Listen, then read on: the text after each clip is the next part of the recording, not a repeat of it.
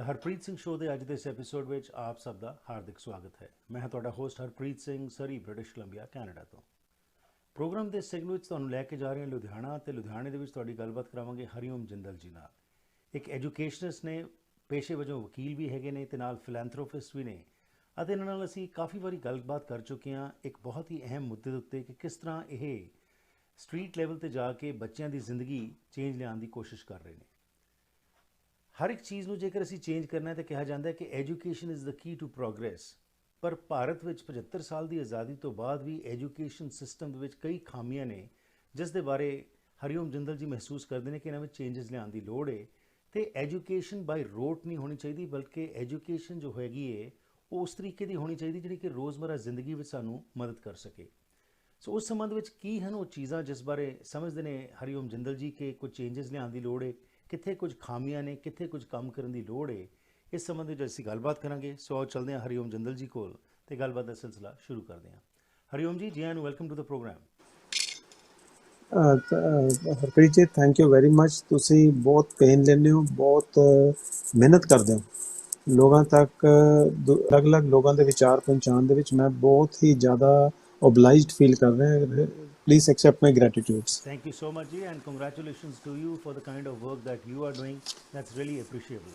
ਸੋ ਅੱਜ ਗੱਲਬਾਤ ਕਰੀਏ ਜੀ ਐਜੂਕੇਸ਼ਨ ਸਿਸਟਮ ਦੇ ਸੰਬੰਧ ਵਿੱਚ। ਤੁਸੀਂ ਲਾਇਰ ਵੀ ਹੈਗੇ ਹੋ, ਕਾਫੀ ਐਜੂਕੇਟਡ ਹੈਗੇ ਹੋ, ਅਤੇ ਐਜੂਕੇਸ਼ਨ ਅੱਗੇ ਫਰਦਰ ਲੋਕਾਂ ਤੱਕ, ਅਤੇ ਖਾਸ ਤੌਰ 'ਤੇ ਉਹ ਬੱਚੇ ਜਿਹੜੇ ਕਿ ਕਦੀ ਸੋਚ ਵੀ ਨਹੀਂ ਸਕਦੇ ਕਿ ਕਦੀ ਉਹਨਾਂ ਨੂੰ ਪੜ੍ਹਾਈ ਮਿਲੇਗੀ, ਉਹਨਾਂ ਤੱਕ ਲੈ ਕੇ ਜਾ ਰਹੇ ਹੋ। So let's talk in details today about what is the kind of education system in India ਜਿਹਦੇ ਬਾਰੇ ਤੁਸੀਂ ਮਹਿਸੂਸ ਕਰਦੇ ਹੋ ਕਿ ਚੇਂਜਸ ਲਿਆਉਣ ਦੀ ਲੋੜ ਹੈਗੀ। ਹਰਪ੍ਰੀਤ ਜੀ, ਸਭ ਤੋਂ ਇੰਪੋਰਟੈਂਟ ਚੀਜ਼ ਹੈ ਕਿ ਜਿਹੜੀ ਸਾਡੀ ਐਜੂਕੇਸ਼ਨ ਹੈ ਉਹ ਸਾਡੇ ਸਿਸਟਮ ਦੇ ਨਾਲ ਜੁੜੀ ਹੋਣੀ ਚਾਹੀਦੀ ਹੈ। ਅਗਰ ਅਸੀਂ ਸਟੈਟਿਸਟਿਕਸ ਦੇ ਉੱਪਰ ਨਿਗਾਹ ਮਾਰਦੇ ਹਾਂ ਜੀ, ਤੇ ਅਸੀਂ ਦੇਖਦੇ ਹਾਂ ਕਿ ਜਿਹੜਾ ਬੱਚਿਆਂ ਦੀ ਪ੍ਰਾਇਮਰੀ ਕਲਾਸ ਵਿੱਚ ਇਨਰੋਲਮੈਂਟ ਹੈ, ਪ੍ਰਾਇਮਰੀ ਤੋਂ ਬਾਅਦ ਉਹ ਸੈਕੰਡਰੀ ਐਜੂਕੇਸ਼ਨ 'ਚ ਜਾਂਦੇ ਨੇ, ਸੈਕੰਡਰੀ ਤੋਂ ਬਾਅਦ ਹਾਇਰ ਐਜੂਕੇਸ਼ਨ 'ਚ ਜਾਂਦੇ ਨੇ, ਫਿਰ ਕਾਲਜ ਦੀ, ਫਿਰ ਯੂਨੀਵਰਸਿਟੀ ਦੀ। ਅਗਰ ਅਸੀਂ ਸਟੈਟਿਸਟਿਕਸ ਉਡਾ ਕੇ ਦੇਖਦੇ ਹਾਂ ਤੇ ਉਹ ਸਟੈਟਿਸਟਿਕਸ ਰਿਵੀਲ ਕਰਦੇ ਨੇ ਕਿ ਜਿਹੜੇ ਨੰਬਰ ਆਫ ਬੱਚੇ ਪ੍ਰਾਇਮਰੀ ਕਲਾਸ 'ਚ ਜੁਆਇਨ ਕਰਦੇ ਨੇ ਉਹਦੀ ਬੜੀ ਘੱਟ ਪਰਸੈਂਟੇਜ ਆਫ ਚਿਲਡਰਨ ਜਿਹੜੀ ਹੈ that ਪ੍ਰੋਮੋਟਸ to the hire classes. ਹੁਣ ਜਦੋਂ ਐਜੂਕੇਸ਼ਨ ਸਿਸਟਮ ਨੂੰ ਸਮਝਣ ਵਾਸਤੇ ਬਹੁਤ ਜ਼ਰੂਰੀ ਹੈ ਕਿ ਜੇ ਬਹੁਤ ਮੇਜਰ ਪਾਰਟ ਆਫ ਪਾਪੂਲੇਸ਼ਨ ਸਾਡੇ ਦੇਸ਼ ਦੀ ਹਾਇਰ ਐਜੂਕੇਸ਼ਨ ਵਾਲੇ ਪਾਸੇ ਨਹੀਂ ਜਾ ਰਹੀ ਹੈ, ਔਰ ਜਿਹੜਾ ਦੇਸ਼ ਨੂੰ ਚਲਾਉਣ ਦੇ ਸਿਸਟਮ ਦੀ ਨੌਲੇਜ ਅਗਰ ਅਸੀਂ ਹਾਇਰ ਕਲਾਸਿਸ ਵਾਸਤੇ ਰਿਜ਼ਰਵ ਕੀਤੀ ਹੋਈ ਹੈ, ਜਾਂ ਅਸੀਂ ਸਿਸਟਮ ਐਸਾ ਬਣਾਇਆ ਹੋਇਆ ਕਿ ਜਿਹਦੇ ਵਿੱਚ ਹਾਇਰ ਕਲਾਸਿਸ ਤੋਂ ਹੀ ਉਹ ਐਜੂਕੇਸ਼ਨ ਜਾਣੀ ਜਿਹੜੀ ਦੇਸ਼ ਦੇ ਸਿਸਟਮ ਦੇ ਨਾਲ ਬੱਚਿਆਂ ਨੂੰ ਵਾਕਫ ਕਰਦੀ ਹੈ, ਅਤੇ ਜੇ ਉਹ ਬੱਚੇ ਹਾਇਰ ਐਜੂਕੇਸ਼ਨ 'ਚ ਜਾ ਹੀ ਨਹੀਂ ਰਹੇ ਅਤੇ ਫਿਰ ਉਹ ਉਸ ਐਜੂਕੇਸ਼ਨ ਤੋਂ ਵਾਂਝੇ ਰਹਿ ਜਾਣਗੇ ਜਿਹਦੇ ਨਾਲ ਉਹਨਾਂ ਨੂੰ ਇਹੀ ਨਹੀਂ ਪਤਾ ਚੱਲੇਗਾ ਦੇਸ਼ ਕਿੱਦਾਂ ਚੱਲਦਾ। ਹੁਣ ਅਗਰ ਅਸੀਂ ਦੇਖੀਏ, ਦੇਸ਼ ਦਾ ਬਰਥ ਹੋਇਆ 1947 ਦੇ ਵਿੱਚ, 15 ਅਗਸਤ ਨੂੰ, ਜਦੋਂ ਦੇਸ਼ ਆਜ਼ਾਦ ਹੋਇਆ। 1947 ਤੋਂ ਪਹਿਲਾਂ ਅਸੀਂ ਇੱਕ ਗੁਲਾਮ ਦੇਸ਼ ਸੀਗੇ, ਬ੍ਰਿਟਿਸ਼ ਗਵਰਨਮੈਂਟ ਸਾਡੀ ਹੁਕੂਮਤ ਚਲਾ ਰਹੀ ਸੀ। ਬ੍ਰਿਟਿਸ਼ ਗਵਰਨਮੈਂਟ ਨੇ ਜੋ ਰਾਜ ਚਲਾਉਣਾ ਸੀ, ਉਹਨਾਂ ਨੇ ਆਪਣੀ ਜ਼ਰੂਰਤਾਂ ਦੇ ਹਿਸਾਬ ਨਾਲ ਚਲਾਉਣਾ ਸੀ। ਉਹਨਾਂ ਨੇ ਆਪਣੀ ਜ਼ਰੂਰਤਾਂ ਦੇ ਹਿਸਾਬ ਨਾਲ ਲੋਕਾਂ ਦੀ ਮਾਨਸਿਕਤਾ ਨੂੰ ਡਿਵੈਲਪ ਕਰਨਾ ਸੀ। ਮਾਨਸਿਕਤਾ ਨੂੰ ਡਿਵੈਲਪ ਕਰਨ ਦਾ ਸਭ ਤੋਂ ਵਧੀਆ ਮੈਥਡ ਹੁੰਦਾ ਕਿ ਲੋਕਾਂ ਨੂੰ ਐਜੂਕੇਸ਼ਨ ਉੱਦਾਂ ਦੀ ਦਿਓ ਜਿੱਦਾਂ ਦੀ ਆਪਾਂ ਮਾਨਸਿਕਤਾ ਡਿਵੈਲਪ ਕਰਨਾ ਚਾਹੁੰਦੇ ਹਾਂ। ਅਤੇ ਜਿਹੜਾ ਐਜੂਕੇਸ਼ਨ ਸਿਸਟਮ ਬ੍ਰਿਟਿਸ਼ ਨੇ ਬਣਾਇਆ ਸੀਗਾ, ਉਹ ਲੋਕਾਂ ਦੀ ਮਾਨਸਿਕਤਾ ਤੋਂ ਲੋਕਾਂ ਨੂੰ ਗੁਲਾਮ ਕਰਨ ਦਾ ਸਿਸਟਮ ਬਣਾਇਆ ਸੀਗਾ। ਬ੍ਰਿਟਿਸ਼ ਸਰਕਾਰ ਜਿਸ ਤਰੀਕੇ ਦੇ ਚਾਹੁੰਦੀ ਸੀ ਵੀ ਸਾਡੇ ਕੰਮ ਕਾਜ ਲੋਕ ਕਰਨ, ਉਸ ਤਰੀਕੇ ਦੀ ਐਜੂਕੇਸ਼ਨ ਉਹਨਾਂ ਨੇ ਦਿੱਤੀ ਸੀ। ਲੇਕਿਨ 1947 ਤੋਂ ਬਾਅਦ ਜਦੋਂ ਦੇਸ਼ ਆਜ਼ਾਦ ਹੋ ਗਿਆ ਅਤੇ 1950 ਦੇ ਵਿੱਚ ਅਸੀਂ ਸੰਵਿਧਾਨ ਅਪਣਾਇਆ, ਜਿਹੜਾ ਅਸੀਂ ਸੰਵਿਧਾਨ ਦੀ ਦੇਸ਼ ਕਿਸ ਤਰੀਕੇ ਦਾ ਹੋਏਗਾ, ਸਾਡਾ ਲੋਕਾਂ ਦੇ ਕੀ ਹੱਕ ਹੋਣਗੇ, ਉਹਨਾਂ ਦੀ ਕਿਸ ਤਰੀਕੇ ਦੀ ਜ਼ਿੰਦਗੀ ਹੋਏਗੀ, ਕਿਸ ਤਰੀਕੇ ਦੇ ਉਹਨਾਂ ਦੇ ਕਲਚਰਲ ਰਾਈਟਸ ਨੂੰ ਪ੍ਰੋਟੈਕਸ਼ਨ ਮਿਲੇਗੀ, ਭਾਸ਼ਾ ਨੂੰ ਕਿਸ ਤਰੀਕੇ ਨਾਲ ਪ੍ਰੋਟੈਕਸ਼ਨ ਮਿਲੇਗੀ, ਇਹ ਸਾਰੇ ਦੇ ਸਾਰੇ ਚੀਜ਼ਾਂ ਨੂੰ ਸਮਝਣ ਵਾਸਤੇ, ਸਾਡੇ ਦੇਸ਼ ਦੇ ਸੰਸਕ੍ਰਿਤੀ ਨੂੰ ਸਮਝਣ ਵਾਸਤੇ ਅਤੇ ਉਹਨੂੰ ਪ੍ਰੋਟੈਕਟ ਕਰਨ ਵਾਸਤੇ, ਸਾਡੇ ਵਿਰਸਿਆਂ ਨੂੰ ਪ੍ਰੋਟੈਕਟ ਕਰਨ ਵਾਸਤੇ ਜਿਹੜੀ ਕੌਨਸਟੀਟਿਊਸ਼ਨ ਕਮੇਟੀ ਬਣੀ 1946 ਦੇ ਵਿੱਚ, ਉਹਨਾਂ ਨੇ 2 ਸਾਲ ਤੋਂ ਉੱਪਰ ਦਾ ਸਮਾਂ ਲਗਾ ਕੇ ਇੱਕ ਸੰਵਿਧਾਨ ਤਿਆਰ ਕੀਤਾ। ਉਸ ਸੰਵਿਧਾਨ ਨੇ ਦੱਸਿਆ ਵੀ ਸਾਡੇ ਦੇਸ਼ ਦਾ ਢਾਂਚਾ ਕਿਸ ਤਰੀਕੇ ਦਾ ਹੋਏਗਾ, ਹਰ ਨਾਗਰਿਕ ਦਾ ਦੇਸ਼ ਨਾਲ ਕੀ ਸੰਬੰਧ ਹੋਏਗਾ, ਸਮਾਜ ਨਾਲ ਕੀ ਸੰਬੰਧ ਹੋਏਗਾ, ਉਹਦਾ ਇੱਕ ਨਿੱਜੀ ਜੀਵਨ ਕਿਸ ਤਰੀਕੇ ਦਾ ਹੋਏਗਾ, ਉਹਨੂੰ ਆਪਣੀ ਕਾਬਲੀਅਤ ਵਿਕਸਿਤ ਕਰਨ ਦੇ ਕਿਸ ਤਰ੍ਹਾਂ ਮੌਕੇ ਮਿਲਣਗੇ। ਇਹ ਸਾਰੀ ਦੀ ਸਾਰੀ ਜਿਹੜੀ ਦੀ ਜਿਹੜੀ ਵਿਆਖਿਆ ਹੈ, ਇਹ ਸਾਡੇ ਸੰਵਿਧਾਨ ਕਮੇਟੀ ਨੇ ਬੜੀ ਲੰਬੀ ਡਿਸਕਸ਼ਨ ਕਰਨ ਤੋਂ ਬਾਅਦ ਇੱਕ ਸੰਵਿਧਾਨ ਤਿਆਰ ਕੀਤਾ। ਤੇ ਸਾਡੇ ਦੇਸ਼ ਦੇ ਸਾਧਨ, ਜ਼ਰੂਰਤਾਂ, ਉਹਨੂੰ ਮੱਦੇਨਜ਼ਰ ਰੱਖਦੇ ਹੋਏ ਡਾਇਰੈਕਟਿਵ ਪ੍ਰਿੰਸੀਪਲਸ ਬਣਾਏ, ਫੰਡਾਮੈਂਟਲ ਰਾਈਟਸ ਕ੍ਰੀਏਟ ਕੀਤੇ। ਹੁਣ ਜਿਵੇਂ ਫੰਡਾਮੈਂਟਲ ਰਾਈਟਸ ਕ੍ਰੀਏਟ ਕੀਤੇ, ਉਹਨਾਂ ਨੇ ਉਸ ਟਾਈਮ ਦੇ ਸਾਧਨਾਂ ਦੀ ਉਪਲਬਧੀ ਨੂੰ ਦੇਖਦੇ ਹੋਏ ਕੀਤੇ ਵੀ ਸਾਡੇ ਸੀਮਿਤ ਸਾਧਨ ਦੇ ਬਾਵਜੂਦ ਜਿਹੜੇ ਫੰਡਾਮੈਂਟਲ ਰਾਈਟਸ ਆ ਉਹ ਹਰ ਨਾਗਰਿਕ ਨੂੰ ਮਿਲਣੇ ਹੀ ਚਾਹੀਦੇ ਨੇ। ਉਸ ਤੋਂ ਬਾਅਦ ਉਹਨਾਂ ਨੇ ਡਾਇਰੈਕਟਿਵ ਪ੍ਰਿੰਸੀਪਲ ਦੇ ਵਿੱਚ social, economic and political justice ਦੇ ਗੋਲ ਨਿਰਧਾਰਿਤ ਕੀਤੇ।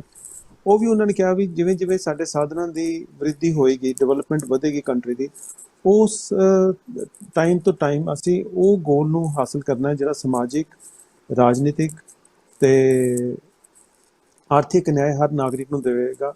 ਹਰ ਨਾਗਰਿਕ ਨੂੰ ਇਕੁਅਲਿਟੀ ਦੀ ਜ਼ਿੰਦਗੀ ਮਿਲੇਗੀ, ਉਹਨੂੰ ਆਪਣੀ ਕਾਬਲੀਅਤ ਦੇ ਹਿਸਾਬ ਨਾਲ ਆਪਣੇ ਕਾਬਲ ਅਫਸਰ ਮਿਲਣਗੇ ਜਿਹਦੇ ਨਾਲ ਆਪਣੀ ਉਹ ਕਾਬਲੀਅਤ ਵਿਕਸਿਤ ਕਰ ਪਾਏਗਾ। ਪਰ ਹੋਇਆ ਕੀ, ਹੁਣ ਜਦੋਂ ਅਸੀਂ ਸੰਵਿਧਾਨ ਵੀ ਅਪਣਾ ਲਿਆ, ਅਸੀਂ ਆਜ਼ਾਦੀ ਵੀ ਲੈ ਲਈ ਜੀ। ਉਸ ਟਾਈਮ ਜਦੋਂ ਦੇਸ਼ ਆਜ਼ਾਦ ਹੋਇਆ, ਟੋਟਲ ਜਨਸੰਖਿਆ 33 ਕਰੋੜ ਸੀ। ਮਾਨਸਿਕ ਤੌਰ ਤੋਂ ਗੁਲਾਮ ਸੀ ਕਿਉਂਕਿ ਜੀ ਹਜ਼ੂਰੀ ਦੀ ਆਦਤ ਪਈ ਸੀ, ਅੰਗਰੇਜ਼ਾਂ ਤੋਂ ਪਹਿਲਾਂ ਰਾਜੇ ਮਹਾਰਾਜਾਂ ਦਾ ਰੂਲ ਸੀ। ਉਸ ਪ੍ਰਥਾ ਚੱਲਦੇ ਚੱਲਦੇ ਲੋਕਾਂ ਨੂੰ ਇੱਕ ਦੂਜੇ ਨੂੰ ਦੇ ਸਾਹਮਣੇ ਝੁਕਣ ਦੀ ਆਦਤ ਸੀ ਜੀ। ਲੇਕਿਨ ਸੰਵਿਧਾਨ ਨੇ ਕਿਹਾ ਵੀ ਨਹੀਂ, ਹੁਣ ਤੁਸੀਂ ਝੁਕਣਾ ਨਹੀਂ ਹੈ, ਤੁਸੀਂ ਬਰਾਬਰ ਦੇ ਨਾਗਰਿਕ ਹੋ ਗਏ ਹੋ, ਤੁਹਾਡੇ ਮਿਨੀਮਮ ਫੰਡਾਮੈਂਟਲ ਰਾਈਟਸ ਹੋ ਗਏ, ਤੁਹਾਡੀ life with human dignity insure ਹੋ ਗਈ। ਪਰ ਹਕੀਕਤ ਕੀ ਹੈ 75 ਸਾਲਾਂ ਤੋਂ ਬਾਅਦ? 75 ਸਾਲਾਂ ਤੋਂ ਬਾਅਦ ਹਕੀਕਤ ਕੀ ਹੈ? 33 ਕਰੋੜ ਦੀ ਜਨਸੰਖਿਆ ਜਿਹੜੀ 1947 ਸੀ, ਅੱਜ 140 ਕਰੋੜ ਦੇ ਲਗਭਗ ਹੋ ਗਈ ਹੈ। ਭ੍ਰਸ਼ਟਾਚਾਰ ਚਰਮ ਸੀਮਾ ਤੇ ਪਾਰ ਪਹੁੰਚ ਗਿਆ। ਅਨਇੰਪਲੋਇਮੈਂਟ ਇੰਨੀ ਵੱਧਦੀ ਪਈ ਹੈ ਕਿ ਪੰਜਾਬ ਦਾ ਯੂਥ ਜਾਂ ਹਿੰਦੁਸਤਾਨ ਦੇ ਕਈ ਹਿੱਸਿਆਂ ਦੇ ਇੰਡੀਆ ਤੋਂ ਛੱਡ ਕੇ ਕੈਨੇਡਾ ਭੱਜ ਰਹੇ ਨੇ, ਕੋਈ ਆਸਟ੍ਰੇਲੀਆ ਭੱਜ ਰਿਹਾ ਜੀ। ਗਰੀਬੀ ਔਰ ਅਮੀਰੀ ਦਾ ਜਿਹੜਾ ਫਾਸਲਾ ਉਹ ਬਹੁਤ ਵੱਧਦਾ ਜਾ ਰਿਹਾ। ਅਮੀਰ ਆਦਮੀ ਕੋਲੇ ਇੰਨੇ ਪੈਸੇ ਹੈ ਕਿ ਉਹ ਆਪਣੇ ਪੈਸਿਆਂ ਦੇ ਨਾਲ, ਕਿਉਂਕਿ ਭ੍ਰਸ਼ਟਾਚਾਰ ਇੰਨੀ ਚਰਮ ਸੀਮਾ ਤੇ ਹੈ, ਉਹ ਪੈਸਿਆਂ ਦੇ ਬਲ ਦੇ ਉੱਪਰ ਕਿਸੇ ਵੀ ਸਿਸਟਮ ਨੂੰ ਖਰੀਦ ਸਕਦਾ ਹੈ। ਉਹ ਪੂਰੇ ਰਾਜਨੀਤਿਕ ਸਿਸਟਮ ਨੂੰ ਖਰੀਦ ਸਕਦਾ ਹੈ, ਉਹ ਬਿਊਰੋਕ੍ਰੇਸੀ ਨੂੰ ਖਰੀਦ ਸਕਦਾ ਹੈ, ਉਹ ਪਬਲਿਕ ਸਰਵੈਂਟਸ ਨੂੰ ਖਰੀਦ ਸਕਦਾ ਹੈ। ਤੇ ਜਿਹੜਾ ਇੱਕ ਗਰੀਬ ਤਬਕੇ ਦਾ ਇਨਸਾਨ ਹੈ, ਅਗਰ ਉਹਦੇ ਨਾਲ ਅਨਿਆਏ ਹੁੰਦਾ ਹੈ ਤੇ ਸਾਰੀ ਮਸ਼ੀਨਰੀ ਸਰਕਾਰ ਦੀ ਅਗਰ ਵਿਕ ਜਾਂਦੀ ਹੈ ਤੇ ਗਰੀਬ ਨੂੰ ਨਿਆਂ ਕਿੱਥੋਂ ਮਿਲੇਗਾ? ਉਹਦੇ ਕੋਲ ਤਾਂ ਪੈਸੇ ਹੀ ਹੈ ਨਹੀਂ। ਤੇ ਹੁਣ ਇਸ ਦਾ ਸਭ ਤੋਂ ਮੁੱਖ ਕਾਰਨ ਕੀ ਹੈ ਕਿ ਜਦੋਂ 1947 ਤੋਂ ਬਾਅਦ ਦੇਸ਼ ਆਜ਼ਾਦ ਹੋਇਆ ਤੇ ਸੰਵਿਧਾਨ ਅਸੀਂ ਲਾਗੂ ਕੀਤਾ। ਸੰਵਿਧਾਨ ਦੇ ਵਿੱਚ ਅਸੀਂ ਡੈਮੋਕ੍ਰੈਟਿਕ ਸਿਸਟਮ ਨੂੰ ਅਡਾਪਟ ਕੀਤਾ। ਜਿਹੜਾ ਸਾਡੀ ਗਵਰਨਿੰਗ ਸਿਸਟਮ ਹੋਏਗਾ, ਉਹ people will elect the government, ਉਹ ਡੈਮੋਕ੍ਰੈਟਿਕਲੀ ਗਵਰਨਮੈਂਟ ਹੋਏਗੀ। ਜਿਹੜੀ ਡੈਮੋਕ੍ਰੈਟਿਕ ਇਲੈਕਟਿਡ ਗਵਰਨਮੈਂਟ ਹੋਏਗੀ, ਉਹਦੇ ਵੀ ਅਸੀਂ ਦਿਸ਼ਾ ਨਿਰਦੇਸ਼ ਪਹਿਲਾਂ ਨਿਰਧਾਰਿਤ ਕੀਤੇ ਗਵਰਨਮੈਂਟ ਬਣਨ ਤੋਂ ਪਹਿਲਾਂ। ਜੀ ਬਿਲਕੁਲ। ਉਹ ਦਿਸ਼ਾ ਨਿਰਦੇਸ਼ ਸਾਡੇ ਸੰਵਿਧਾਨ ਨੇ ਨਿਰਧਾਰਿਤ ਕੀਤੇ ਕਿ ਗਵਰਨਮੈਂਟ ਕੀ ਕਰੇਗੀ ਬਣ ਕੇ। ਲੋਕਾਂ ਦੁਆਰਾ ਬਣਾਈ ਹੋਈ ਗਵਰਨਮੈਂਟ ਜਿਹੜੀ ਹੈ ਉਹ ਲੋਕਾਂ ਦੇ ਵੈਲਫੇਅਰ ਵਾਸਤੇ ਕੰਮ ਕਰੇਗੀ। ਉਹਦੇ ਵਾਸਤੇ ਵੀ ਦਿਸ਼ਾ ਨਿਰਦੇਸ਼ ਨਿਰਧਾਰਿਤ ਕੀਤੇ ਗਏ ਫੰਡਾਮੈਂਟਲ ਰਾਈਟਸ ਦੀ ਫਾਰਮ ਦੇ ਵਿੱਚ ਤੇ directive principal of state policy ਦੇ ਵਿੱਚ। ਹੁਣ ਜਿਹੜੀ ਵੀ ਗਵਰਨਮੈਂਟ ਇਲੈਕਟ ਹੋਣੀ ਸੀ, ਉਹਨੇ ਇੰਸ਼ੋਰ ਕਰਨਾ ਸੀਗਾ ਕਿ ਕੋਈ ਵੀ ਸਿਟੀਜ਼ਨ, ਕੋਈ ਵੀ ਨਾਗਰਿਕ ਕਿਸੇ ਵੀ ਵਜ੍ਹਾ ਕਰਕੇ ਧਰਮ, ਜਾਤੀ, ਆਰਥਿਕ ਤੰਗੀ ਦੇ ਕਰਕੇ ਪਿਛੜਾ ਨਾ ਰਹਿ ਜਾਏ। ਜਿਹੜੇ ਸਾਡੇ ਦੇਸ਼ ਦੇ ਕਾਮਨ ਪਬਲਿਕ ਰਿਸੋਰਸਿਸ ਸੀਗੇ, ਉਹਦੀ ਡਿਸਟ੍ਰੀਬਿਊਸ਼ਨ ਇਸ ਤਰੀਕੇ ਦੇ ਨਾਲ ਕੀਤੀ ਜਾਣੀ ਚਾਹੀਦੀ ਸੀਗੀ ਕਿ ਹਰ ਨਾਗਰਿਕ ਨੂੰ ਜਿਹੜਾ ਪਿਛੜੇ ਵਰਗ ਦਾ ਹੈਗਾ ਇੱਕ ਆਰਥਿਕ ਤੌਰ ਤੇ, ਉਹਨੂੰ ਇੰਨੇ ਕੁ ਸਾਧਨ ਮਿਲ ਜਾਂਦੇ ਜਿਹਦੇ ਨਾਲ ਆਪਣੇ ਕੌਸ਼ਲ ਦਾ ਵਿਕਾਸ ਕਰ ਪਾਉਂਦਾ ਤੇ ਇੱਕ ਆਰਥਿਕ ਤਰੱਕੀ ਦੇ ਵਿੱਚ ਆਪਣੀ ਵੀ ਤਰੱਕੀ ਕਰ ਪਾਉਂਦਾ ਤੇ ਦੇਸ਼ ਦੀ ਤਰੱਕੀ ਦੇ ਵਿੱਚ ਵੀ ਯੋਗਦਾਨ ਦੇ ਪਾਉਂਦਾ। ਪਰ ਹੋਇਆ ਨਹੀਂ। ਹੁਣ ਇਹ ਕਿੱਦਾਂ ਹੋਣਾ ਸੀਗਾ? ਜੇ ਸਰਕਾਰ ਸਾਡੀ ਟਰਾਂਸਪੇਰੈਂਟ ਬਣਦੀ। ਟਰਾਂਸਪੇਰੈਂਟ ਸਰਕਾਰ ਤਾਂ ਬਣਦੀ ਜੇ ਅਸੀਂ ਲੋਕਾਂ ਨੂੰ ਡੈਮੋਕ੍ਰੇਸੀ ਦੀ, ਕਨਸਟੀਟਿਊਸ਼ਨ ਦੀ ਐਜੂਕੇਸ਼ਨ ਦਿੱਤੀ ਹੁੰਦੀ। ਫਿਰ ਉਸ ਤੋਂ ਬਾਅਦ ਅਸੀਂ ਦੇਖਦੇ ਹਾਂ ਵੀ 1947 ਤੋਂ ਬਾਅਦ ਜਿਹੜੇ ਸਾਡਾ ਐਜੂਕੇਸ਼ਨ ਸਿਸਟਮ ਹੈ, ਉਹਦੇ 'ਚ ਜਿਹੜੀ ਕੰਟੈਂਟਸ ਹੈ, ਉਹ ਅਸੀਂ ਮੋਸਟ ਆਫ ਦੀ ਕੰਟੈਂਟਸ ਵੀ ਇੰਡੀਪੈਂਡੈਂਸ ਟਾਈਮ ਤੋਂ ਲਏ ਹੋਏ।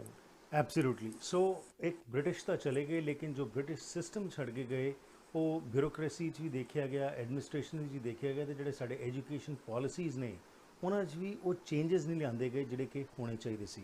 ਸੋ ਇਸੀ ਸੰਬੰਧ ਵਿੱਚ ਕੀ ਚੱਲ ਰਿਹਾ ਹੈ ਅਤੇ ਕਿਸ ਤਰੀਕੇ ਨਾਲ ਇਹ ਸਿਸਟਮ ਦੇ ਵਿੱਚ ਚੇਂਜਸ ਦੀ ਕੋਸ਼ਿਸ਼ ਜੋ ਤੁਸੀਂ ਕਰ ਰਹੇ ਹੋ, ਕਿਤਾਬ ਵੀ ਤੁਸੀਂ ਇੱਕ ਲਿਖ ਰਹੇ ਹੈਗੇ ਹੋ, ਤੇ ਉਸ ਤੋਂ ਇਲਾਵਾ ਬੱਚਿਆਂ ਵਿੱਚ ਵੀ ਜਿਹੜਾ ਤੁਸੀਂ ਉਹਨਾਂ ਨੂੰ ਹੁਣ ਪੜ੍ਹਾ ਰਹੇ ਹੋ, ਉਸ ਦੇ ਵਿੱਚ ABC, A for Apple, B for boy, C for cat ਨਹੀਂ ਹੈਗਾ, ਬਲਕਿ ਜੋ ਰੋਜ਼ਮਰਾ ਜ਼ਿੰਦਗੀ ਨਾਲ ਜੁੜੀ ਹੋਈਆਂ ਚੀਜ਼ਾਂ ਨੇ ਉਹਨਾਂ ਨੂੰ ਸਮਝਾਉਣ ਦਾ ਯਤਨ ਕਰ ਰਹੇ ਹੋ। ਬ੍ਰੇਕ ਲੈਣੇ ਜੀ, ਬ੍ਰੇਕ ਤੋਂ ਬਾਅਦ ਵਾਪਸ ਆ ਕੇ ਇੱਥੇ ਹੀ ਤੁਹਾਡੇ ਤੋਂ ਹੋਰ ਜਾਣਕਾਰੀ ਲੈਣੇ ਕੁਝ ਹੀ ਪਲਾਂ ਤੱਕ। ਹਰ ਰੰਗ ਹੈ ਸਾਡੇ ਕੋਲ, ਹਰ ਮਾਡਲ, ਹਰ ਇੱਕ ਦੀ ਆਪਣੀ ਵੱਖਰੀ ਪਹਿਚਾਣ। ਅਸੀਂ ਇੱਕ ਪਰਿਵਾਰ ਹਾਂ, ਸਾਡਾ ਕਰਮ ਹੈ ਅੱਗੇ ਵਧਾਉਣਾ, ਸਫ਼ਰ ਨੂੰ ਸੌਖਾ ਬਣਾਉਣਾ। ਬਸੰਤ ਮੋਟਰਸ, ਤੁਹਾਡੇ ਨਾਲ, ਤੁਹਾਡੇ ਕਰਕੇ। है जुल्म ढाने का अंदाज भी कितना हंसी, हमारी जान पर बनाई है जब जब उसने अंगड़ाई ली। कभी खामोश रहते हैं, कभी शोर होता है। मोहब्बत में शरारत का मजा कुछ और होता है। दिल को जज्बात का तोहफा, खामोशियों को बात का तोहफा, खूबसूरती में जड़ी नजाकत अदाओं की चांद से मुखड़े को चांद सा तोहफा। भारत ज्वेलर्स, सच्चे प्यार की चमक जैसा। हाई बिजनेस सेंटर सरी। ਕੀ ਤੁਸੀਂ ਸਰੀ, ਡੈਲਟਾ, ਰਿਚਮੰਡ, ਐਬਸਫੋਰਡ ਜਾਂ ਵੈਂਕੂਵਰ ਵਿੱਚ ਨਵਾਂ ਘਰ ਬਣਾਉਣ ਬਾਰੇ ਸੋਚ ਰਹੇ ਹੋ ਜਾਂ ਫਿਰ ਪੁਰਾਣੇ ਘਰ ਨੂੰ ਰੈਨੋਵੇਟ ਕਰਨਾ ਚਾਹੁੰਦੇ ਹੋ? ਤੁਹਾਨੂੰ ਲੋੜ ਹੈ ਇੱਕ ਤਜਰਬੇਕਾਰ ਬਿਲਡਰ, ਇੱਕ ਕ੍ਰੀਏਟਿਵ ਇੰਟੀਰੀਅਰ ਡਿਜ਼ਾਈਨਰ ਦੀ, ਜੋ ਤੁਹਾਨੂੰ ਸਹੀ ਤਰ੍ਹਾਂ ਗਾਈਡ ਕਰ ਸਕਣ ਤੇ ਤੁਹਾਡੇ ਸੁਪਨੇ ਦੇ ਘਰ ਨੂੰ ਉਸਾਰ ਸਕਣ। ਅੱਜ ਹੀ ਕਾਲ ਕਰੋ ਹਰਪ੍ਰੀਤ ਜਾਂ ਸੰਦੀਪ 6048259295 ਉੱਤੇ।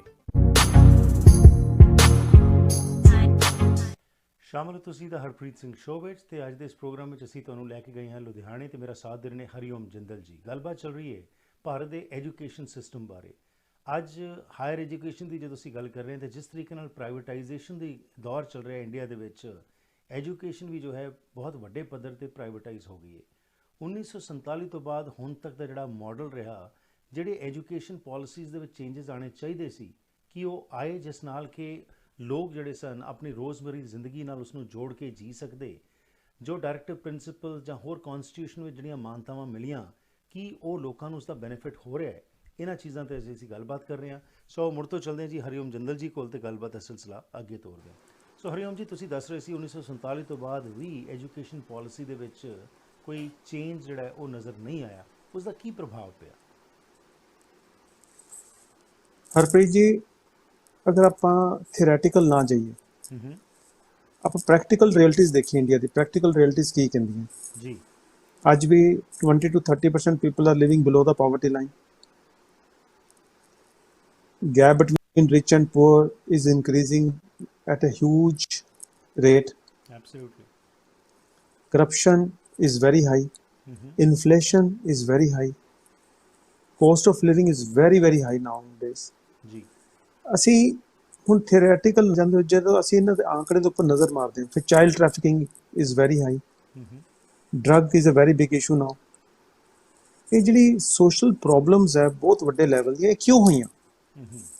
ਸਮਾਜ ਕਿਉਂ ਟੁੱਟ ਗਿਆ? ਜਿਸ ਕੰਟਰੀ ਦੇ ਵਿੱਚ ਇੰਨੇ ਧਰਮ ਹੋਣ, ਇੰਨੇ ਸਾਧੂ ਪੈਗੰਬਰ ਪੈਦਾ ਹੋਏ ਹੋਣ, ਜਿਨ੍ਹਾਂ ਨੇ ਮਾਨਵਤਾ ਦਾ ਉਪਦੇਸ਼ ਦਿੱਤਾ, ਇੱਕ ਓਂਕਾਰ, ਮਾਨਸ ਕੀ ਜਾਤ ਇੱਕ, ਜਿਸ ਦੇਸ਼ ਵਿੱਚ ਐਸੇ ਹੋਏ ਉਪਦੇਸ਼ ਮਿਲੇ ਹੋਣ, ਉੱਥੇ ਇੱਕ ਮਾਨਵ ਦੂਜੇ ਮਾਨਵ ਦਾ ਵੈਰੀ ਕਿਉਂ ਹੋ ਜਾਏ?